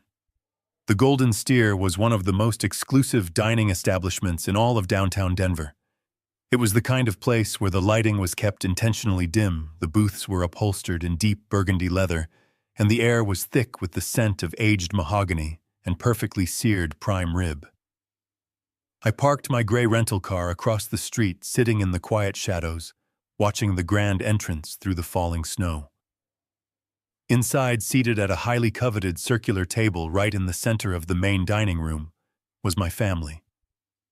They were accompanied by the 2 men in dark suits, the aggressive cash property liquidators Derek had met with earlier that afternoon. The table was covered in crystal wine glasses, silver platters of expensive seafood appetizers, and a thick leather folder containing the final closing documents for the sale of my house. From the outside, it looked like a standard joyous celebration of a successful and highly lucrative real estate transaction. But through the lenses of my binoculars, I could see the deeply fractured reality of the situation playing out in real time. Rachel sat next to her husband, radiating a toxic, completely unwarranted level of smugness. She had worn her favorite designer dress for the occasion, her hair perfectly styled, a diamond necklace resting against her collarbone. She was laughing loudly, tossing her head back, and holding her wineglass by the stem as she conversed with the two menacing buyers. She looked like a woman who firmly believed she had just conquered the entire world. In her twisted mind, she was the ultimate victor. She had successfully bullied her elderly father out of his $1 million home without a fight. She had tricked him into signing away his medical rights and his financial autonomy earlier that afternoon. She believed that the sale happening at this very table was going to wipe away all of their suburban debts and secure her a life of absolute luxury and comfort. She was so blinded by her own arrogance and greed that she completely failed to notice the sheer terrifying panic radiating from the man sitting directly next to her. Derek was a complete and utter wreck. He was wearing the same wrinkled suit from the parking lot, and his complexion was a sickly pale shade of gray. While Rachel casually sipped her expensive Cabernet, Derek was violently gripping his glass of water, his knuckles completely white. He was sweating profusely, tiny beads of moisture collecting on his forehead, despite the cool climate-controlled temperature of the restaurant. Every few seconds his eyes darted frantically to his heavy gold wristwatch, and then down to the screen of his cell phone resting on the white linen tablecloth. He was not celebrating. He was counting down the seconds to his own potential execution. The Shadow Syndicate had given him a strict deadline of the end of the business day to repay the $500,000 loan. It was now well past 6 o'clock in the evening. He was technically in default, and he knew that men who break legs for a living do not accept apologies or request extensions. He needed this cash sale to close right now, this very second, so he could initiate an emergency wire transfer before his first-class flight to Cabo boarded later tonight. The two property liquidators were not there to enjoy a leisurely dinner. They were hungry sharks who smelled blood in the water. They knew Derek was incredibly desperate, which was exactly why they had demanded a 30% discount on the property. The older of the two men, a burly figure with a thick neck and a cold stare, reached into his briefcase and pulled out a stack of legally binding contracts. He placed them directly in the center of the table, pushing aside a silver platter of oysters to make room. He tapped his thick finger against the signature line at the bottom of the top page. Derek practically lunged forward, his eyes wide and manic. He reached into his suit jacket, his hand trembling so violently that he nearly dropped his pen. He needed Rachel to sign the documents, as she was the sole legal owner of the property on paper. He quickly pulled the stack of contracts toward her, pointing aggressively to the bottom of the page, his voice tight and strained, as he urged her to finalize the deal so they could request the immediate transfer of funds to their bank account. Rachel smiled warmly at her husband, completely misinterpreting his frantic, terrified energy as excitement for their shared financial future. She gracefully set her wineglass down on the crisp white tablecloth and picked up the heavy metal pen he offered her. She smoothed down this paper, leaning forward, to sign away the very last piece of security and dignity I had ever given her. She did not hesitate.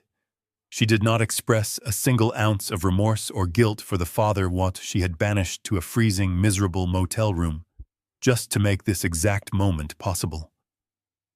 Derek watched the tip of her pen touch the paper, his jaw clenched so tightly it looked like his teeth might shatter.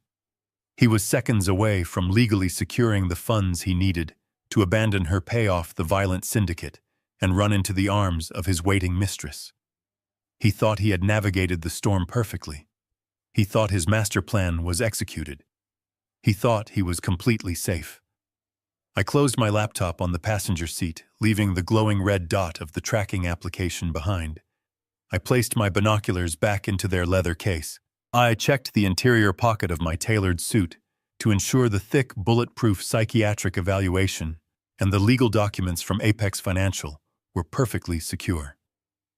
I opened my rental car door and stepped out into the freezing, swirling snow. It was finally time for the main course. The snow crunched beneath my polished leather Oxfords as I carefully crossed the street toward the grand entrance of the Golden Steer. I was no longer the hunched, shivering old man wearing a moth-eaten sweater. I was wearing a bespoke, midnight blue suit, tailored to perfection, a crisp white shirt, and a silk tie. My posture was completely straight, my shoulders pulled back, projecting the absolute authority of a man who had spent 4 decades dominating boardrooms and crushing fraudulent empires. As I pushed through the heavy brass doors of the restaurant, the warm air and the low hum of expensive conversations washed over me. Waiting for me in the opulent lobby was Jonathan Pierce, looking equally formidable in a charcoal gray pinstripe suit, holding a sleek leather briefcase. We did not need to exchange a single word. He gave me a sharp, brief nod, and we walked in perfect unison toward the private dining room located at the back of the establishment. The tall maitre d' attempted to intercept us politely, asking if we had a dinner reservation, but Jonathan simply bypassed him with a cold stare that commanded absolute obedience. I reached the heavy mahogany doors of the private dining room and pushed them open without knocking. The heavy doors swung wide, hitting the padded walls with a dull, resounding thud that instantly silenced the entire table. Derek looked up from the contracts, his pen hovering just an inch above the signature line. His jaw literally dropped open, the remaining color draining rapidly from his face until he looked like a fresh corpse. He blinked rapidly, clearly, struggling to reconcile the sharp, imposing corporate predator standing in the doorway with the helpless old man he had tossed into the snow just hours prior. Rachel, however, reacted with immediate fiery indignation. She slammed her wineglass down onto the table, splashing dark red liquid onto the pristine white tablecloth. "What on earth are you doing here?" she shrieked, her voice completely shattering the refined atmosphere of the exclusive restaurant. "I told you to stay at the motel. You have absolutely no right to barge in here and humiliate us in front of our guests. Get out right now before I call the police and have you arrested for trespassing." I stepped fully into the room, my footsteps slow and deliberate on the plush carpet. Jonathan followed right behind me, silently taking a position by my side like a loyal, heavily armed guard. "I am not going anywhere, Rachel," I said, my voice low, resonant, and completely devoid of any warmth or paternal affection. "I am here to stop a catastrophic financial mistake." Rachel let out a harsh, mocking laugh, standing up from her chair to face me. "You cannot stop anything," she sneered, her eyes flashing with cruel triumph. "You do not own that house. You do not own anything. And you certainly do not have the mental capacity to interfere with my legal affairs. In fact, I have the absolute legal authority to make every single decision for you." She snatched her expensive designer purse from the empty chair beside her and frantically dug her manicured hands inside. She pulled out the manila envelope she had brought to the motel room earlier that afternoon. She yanked out the medical power of attorney and waved it aggressively in the air toward the 2 property liquidators, trying to reassure them. "My father is suffering from severe dementia," she explained to the men, her tone dripping with false sympathy. "He is completely confused and prone to these aggressive outbursts. But as you can see, I am his legal guardian. I have the power of attorney right here, signed by his own hand just a few hours ago. He is not competent to contest this sale." I stood perfectly still, watching her with a calm, predatory gaze. "Read it, Rachel," I suggested quietly. She stopped waving the paper and shot me a venomous glare. "What are you talking about?" she snapped. I simply gestured toward the document in her hand. I said, "Read it. Look at the signature line." Rachel frowned in frustration, rolling her eyes as she brought the document closer to her face to prove her point. I watched the exact moment her entire reality fractured. Her eyes widened to the size of saucers. Her mouth opened, but no sound came out. She furiously flipped to the second page and then to the third. The disappearing ink had done its job flawlessly. The pages were completely, utterly blank. There was no signature. There was no date. There was absolutely nothing to bind me to her malicious scheme. "This is impossible," she whispered, her hands beginning to shake violently. "I saw you sign it. I watched you sign it with my own 2 eyes. What did you do?" While she stood there, stammering, staring at the blank paper as if it were a ghost, I unclasped my leather briefcase.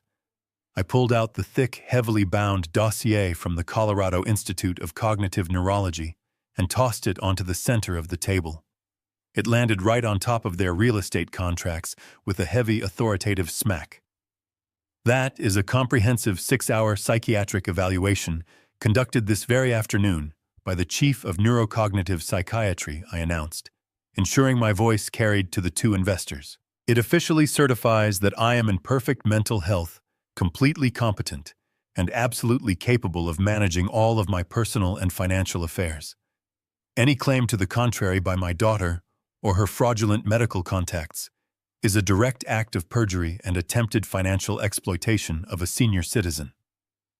The 2 property liquidators were not fools. They were street-smart businessmen who survived by avoiding messy, contested legal battles. The older man with the thick neck immediately picked up the psychiatric dossier, his eyes quickly scanning the notarized signatures and the official state seals on the first page. He then looked at the blank power of attorney in Rachel's trembling hands, and finally he looked at Derek, who was now clutching his chest as if he were having a massive heart attack. The liquidator tossed the dossier back onto the table and began rapidly gathering his own contracts, shoving them aggressively into his briefcase. "We are completely done here," the man said, his voice hard and uncompromising. "We buy distressed properties. We do not buy highly contested assets wrapped in elder abuse allegations and blatant medical fraud. This deal is entirely dead. Do not ever call our firm again." "No, please wait," Derek practically screamed, leaping from his chair and reaching out to grab the man's arm. "You do not understand. I need this cash tonight. I will drop the price by another 10%. Please just sign the papers. I will handle the old man. I promise you the title is completely clear." The liquidator violently shoved Derek's hand away, giving him a look of absolute disgust. "The title is a toxic nightmare, and you are a liability," he growled. The 2 men turned their backs on the desperate, pleading real estate agent and marched straight out of the private dining room, the heavy mahogany doors swinging shut behind them. Derek collapsed back into his chair, his head falling into his hands, as a pathetic, high-pitched whimper escaped his throat. His immediate cash lifeline was entirely gone. The dangerous Shadow Syndicate deadline was closing in incredibly fast, and he had absolutely nothing left to offer them to save his skin. He was completely and utterly trapped, with no way out.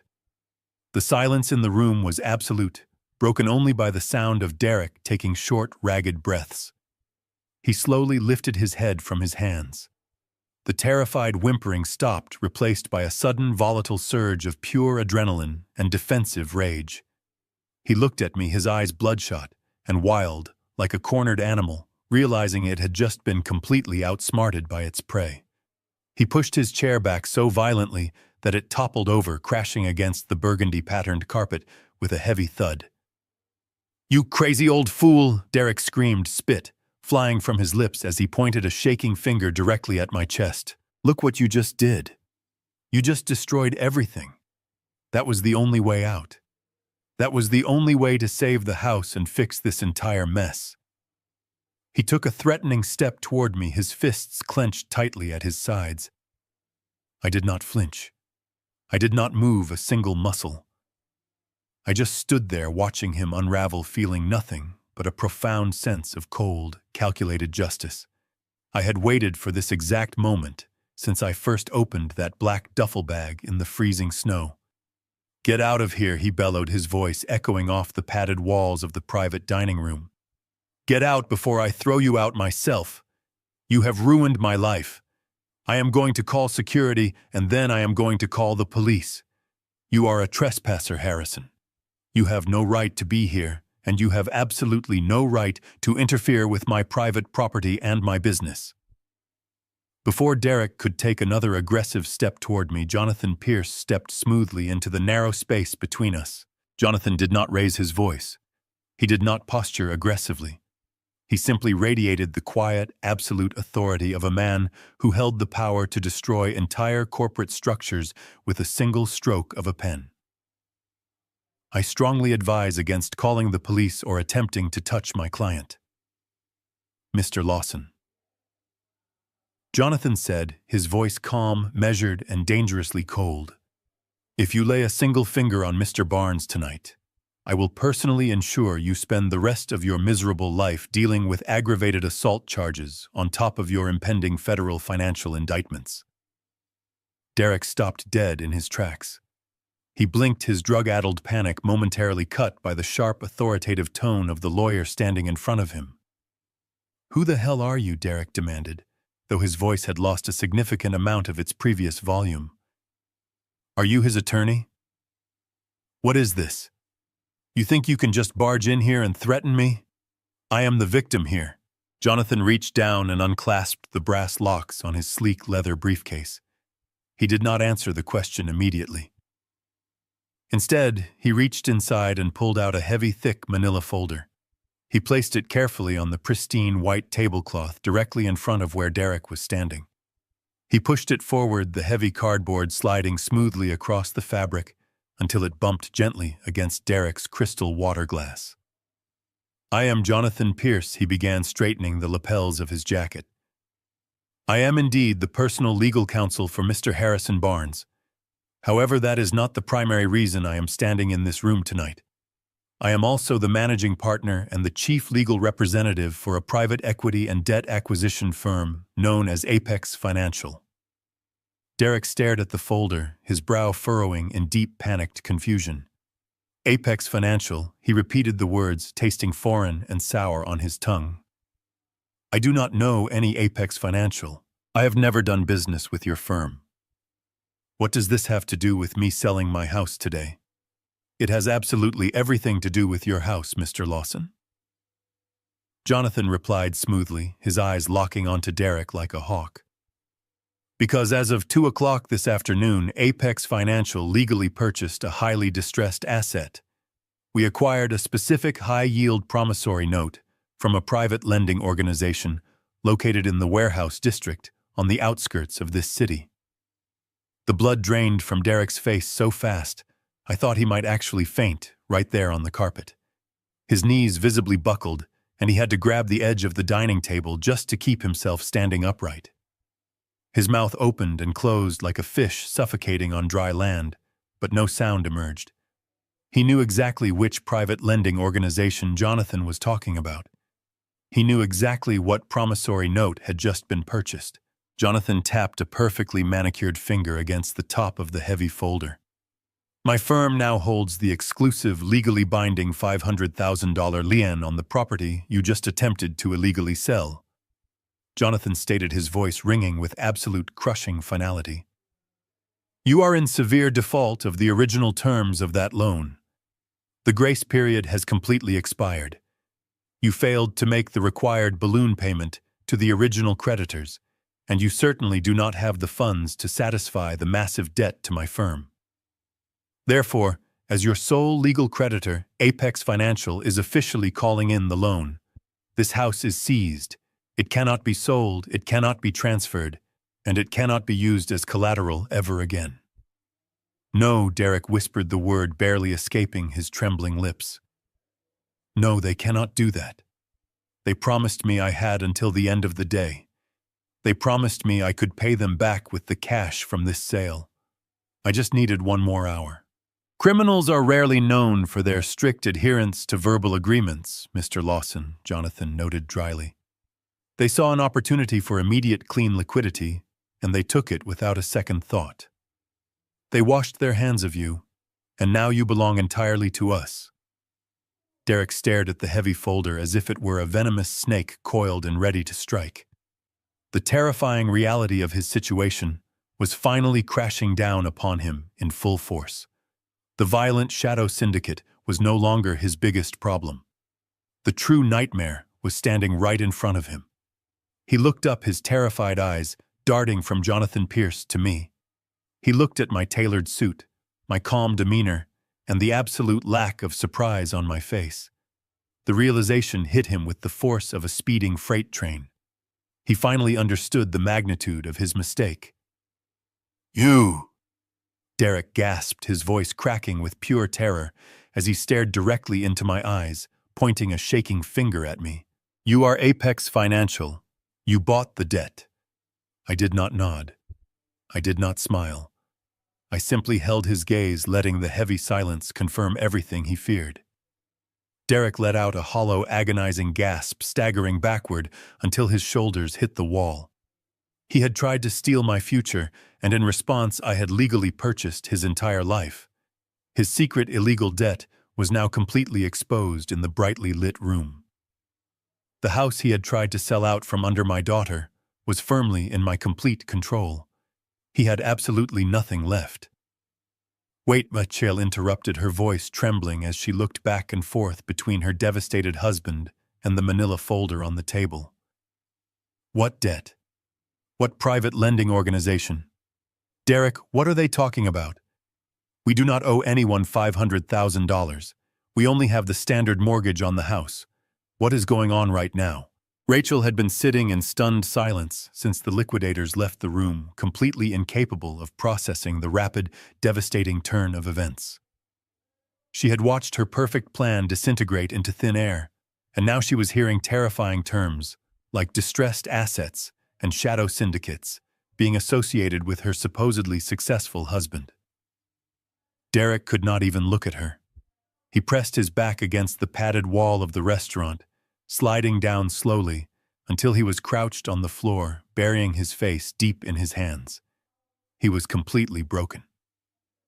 But I was not finished yet. The financial trap had sprung perfectly, but the most devastating truth was still waiting to be revealed. I stepped closer to the table, ready to deliver the final crushing blow. I turned my attention away from the sniveling man on the floor and focused entirely on my daughter.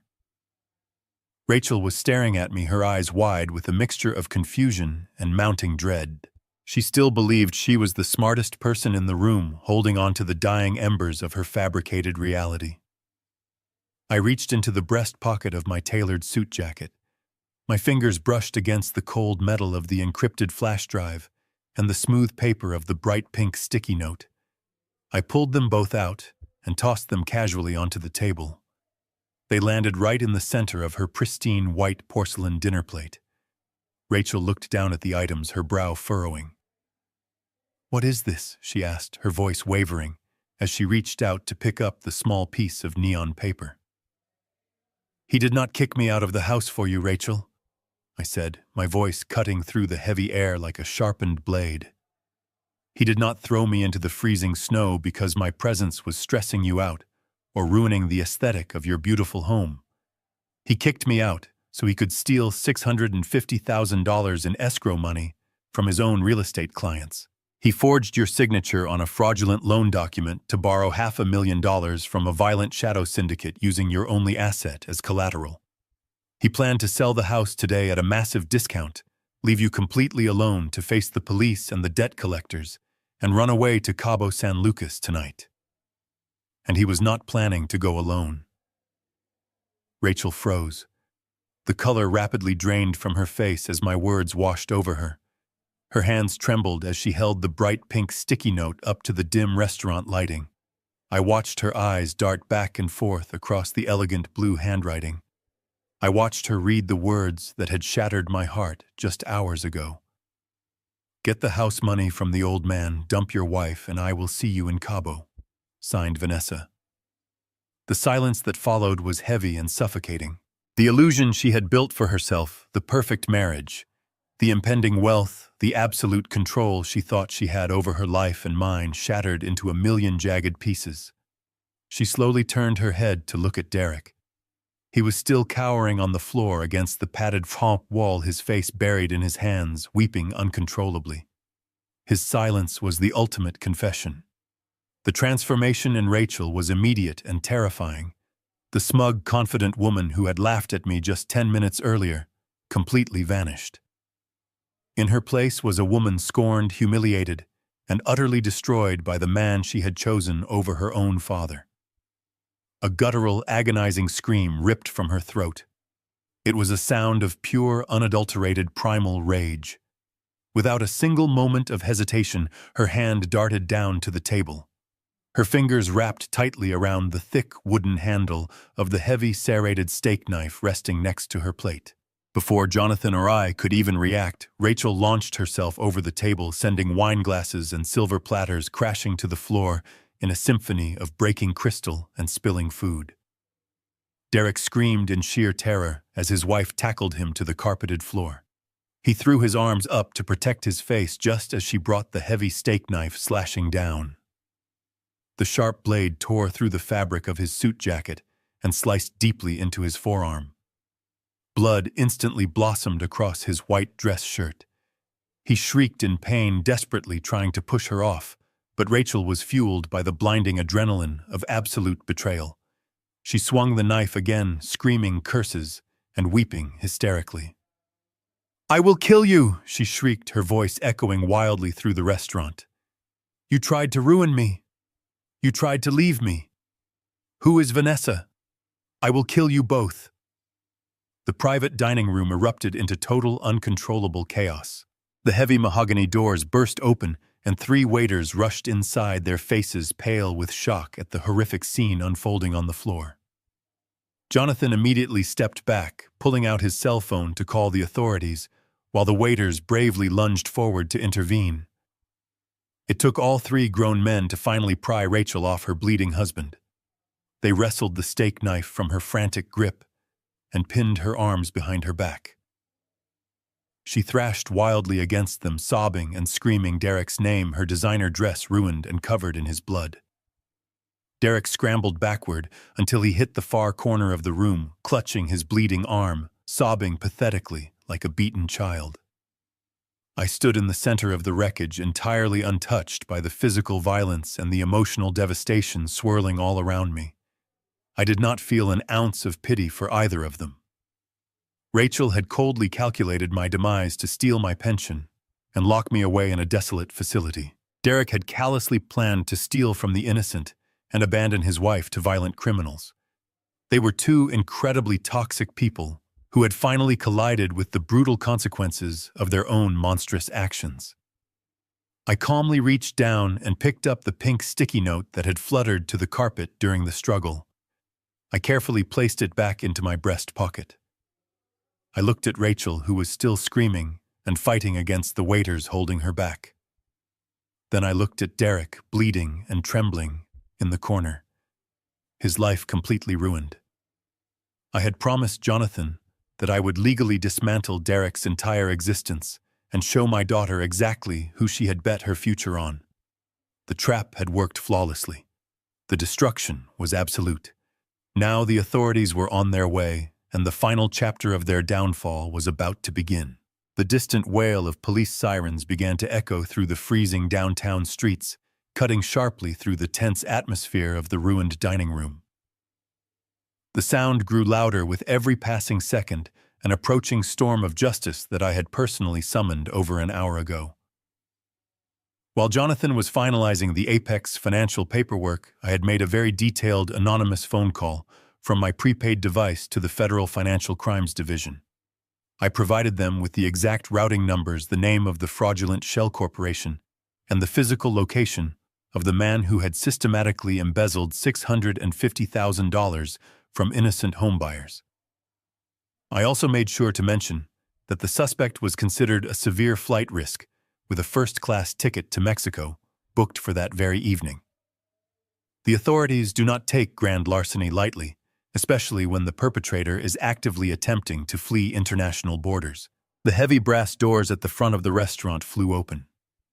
4 uniformed police officers and 2 plainclothes federal agents stormed into the establishment, their badges prominently displayed. The restaurant patrons gasped, shrinking back into their leather booths as the officers marched purposefully toward the private dining room at the back. They burst through the mahogany doors, their eyes immediately scanning the chaotic scene. They saw the broken glass, the ruined food, the struggling woman being held by the waiters, and the bleeding man cowering in the corner. The lead federal agent, a tall woman with a stern face and an uncompromising demeanor, stepped forward and loudly announced her presence, demanding that everyone freeze. The waiters gratefully released Rachel, backing away with their hands raised. Rachel immediately collapsed onto the carpet, sobbing uncontrollably into her blood-stained hands. The federal agent did not pay any attention to the domestic dispute. Her eyes locked directly onto Derek. "Are you Derek Lawson?" she asked, her voice echoing with absolute authority. Derek could only nod, his entire body shaking violently as he clutched his bleeding forearm. He looked incredibly small, a pathetic shell of the arrogant real estate agent who had kicked me out of my home just hours earlier. The agent pulled a pair of heavy steel handcuffs from her belt and signaled for 2 uniformed officers to secure the suspect. They hauled Derek roughly to his feet, ignoring his pained whimpers as they twisted his arms behind his back. The sharp click of the handcuffs locking into place was the most satisfying sound I had heard all day. "Derek Lawson, you are under arrest for grand larceny, wire fraud, and the embezzlement of escrow funds," the agent stated clearly, reciting his Miranda rights, as the officers patted him down. Derek gasped, his eyes wide with a fresh wave of absolute terror. He looked frantically around the room, his gaze finally landing on me. He realized in that exact moment that the police were not here because of the knife attack. They were here because of the money. They knew everything. His entire criminal enterprise had been completely exposed, and he was going straight to federal prison. He struggled weakly against the grip of the officers, his bleeding arms staining their dark uniforms. He looked at me, tears streaming down his face, his expression contorted in pure, desperate agony. "Wait," choked out his voice, a pathetic, rasping whisper. "Please wait. You have to tell me. I need to know. Who is behind it? Who is the head of Apex Financial? How did they find out about the syndicate?" I slowly walked across the carpeted floor, stepping carefully over the broken wine glasses and the spilled food. I stopped just a few inches away from where the officers were holding him. I looked deep into his terrified, bloodshot eyes. He was begging for an answer, desperate to understand the invisible force that had so completely annihilated his life. I leaned in close, bringing my face right next to his ear, ensuring that my voice was meant for him and him alone. "Thank you for the trash bag," I whispered. I stepped back and watched the exact second his brain processed those 6 simple words. His eyes widened to an impossible degree. His jaw dropped, and a low guttural moan escaped his throat. The realization hit him with the devastating force of an atomic bomb.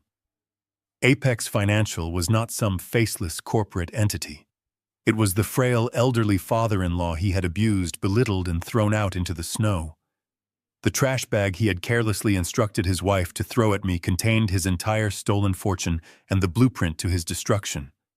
By treating me like garbage, he had handed me the exact weapons I needed to buy his debt, seize his property, and orchestrate his ultimate downfall. A fresh wave of sobbing overtook him. He collapsed forward, his knees buckling under the crushing weight of his stupidity. The officers had to drag him out of the room. He wept loudly, a broken, defeated man being hauled away to face decades behind bars. Rachel remained on the floor, staring blankly at the wall, completely paralyzed by the horrific reality of the monster she had married and the father she had betrayed. Jonathan stood by the door, closing his leather briefcase with a quiet, satisfying click. He gave me a respectful nod, acknowledging the perfection of the trap we had set.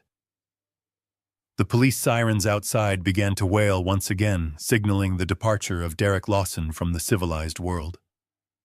I stood in the quiet aftermath of the storm, adjusting the cuffs of my tailored suit, feeling the heavy burden of the past 3 years lift from my shoulders. The truth was out, the villain was in chains, and justice had been served cold. I took a deep breath, savoring the silence that settled over the ruined dining room. I had reclaimed my dignity, and protected my future against those who sought to destroy me. 6 weeks passed since that night at the Golden Steer. The winter snows of Denver began to melt, giving way to crisp signs of spring. My life had completely transformed. I no longer lived in a cramped motel room on the edge of the highway. I moved into a sprawling luxury condominium on the top floor of a secure modern high-rise right in the bustling heart of downtown. The windows offered a breathtaking view of the majestic Rocky Mountains. I was finally enjoying the peaceful retirement that my late wife Diane had always envisioned for me. The world I left behind, however, was in absolute ruins. Derek was currently sitting in a federal detention center denied bail due to his status as a severe flight risk.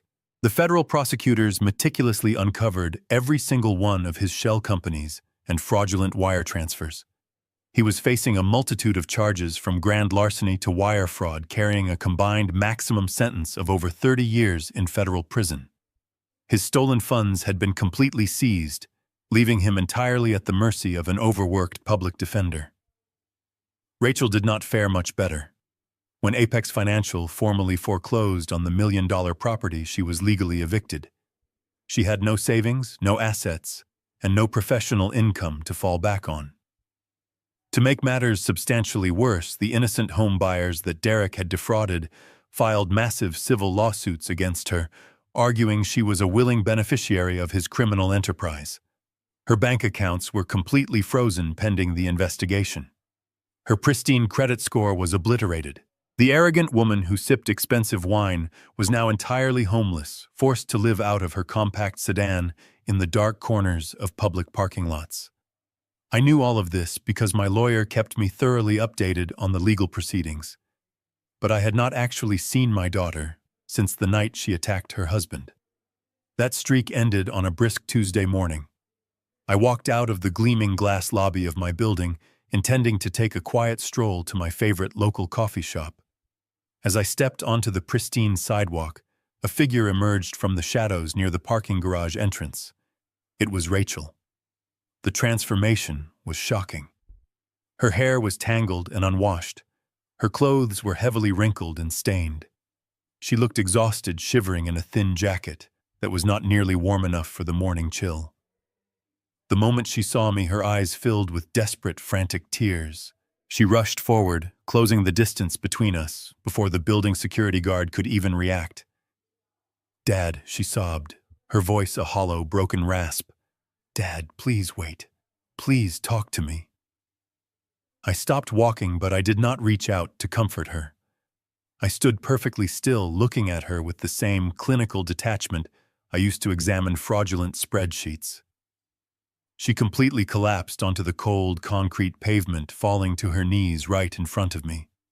She reached out with trembling hands, clutching the fabric of my tailored trousers. "I am so sorry," she wept, her tears leaving wet tracks down her dirty cheeks. "I was so wrong about everything. Derek manipulated me. He lied to me. I had no idea he was stealing money or taking out illegal loans. I have lost absolutely everything, Dad.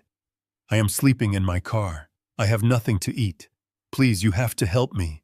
You are my father. You are my only family left. Please give me a second chance. I will do anything. I will take care of you. Just please do not leave me like this." I looked down at the weeping woman kneeling at my feet.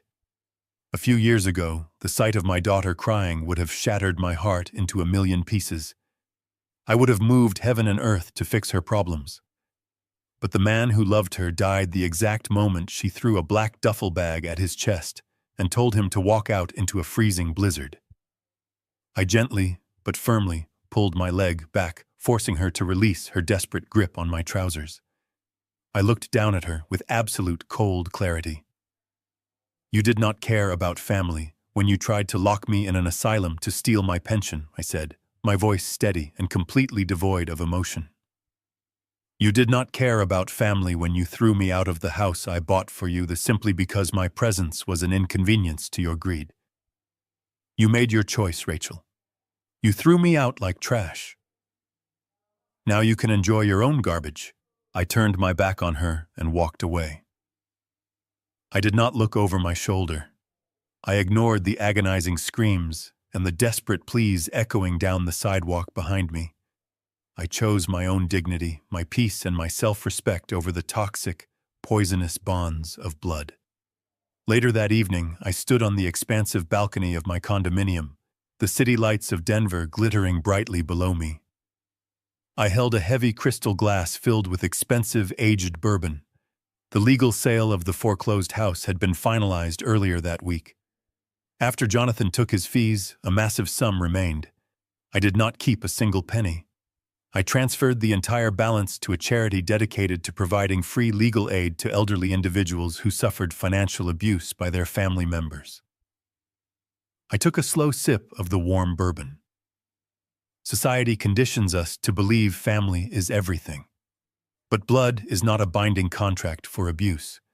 Respect is earned, not owed. I learned you are never too old to fight back and build a sanctuary out of betrayal. Thank you for listening. If it helped you find courage, subscribe and comment where you are watching from. Stay strong, protect your heart, and I will see you next time, with love and respect.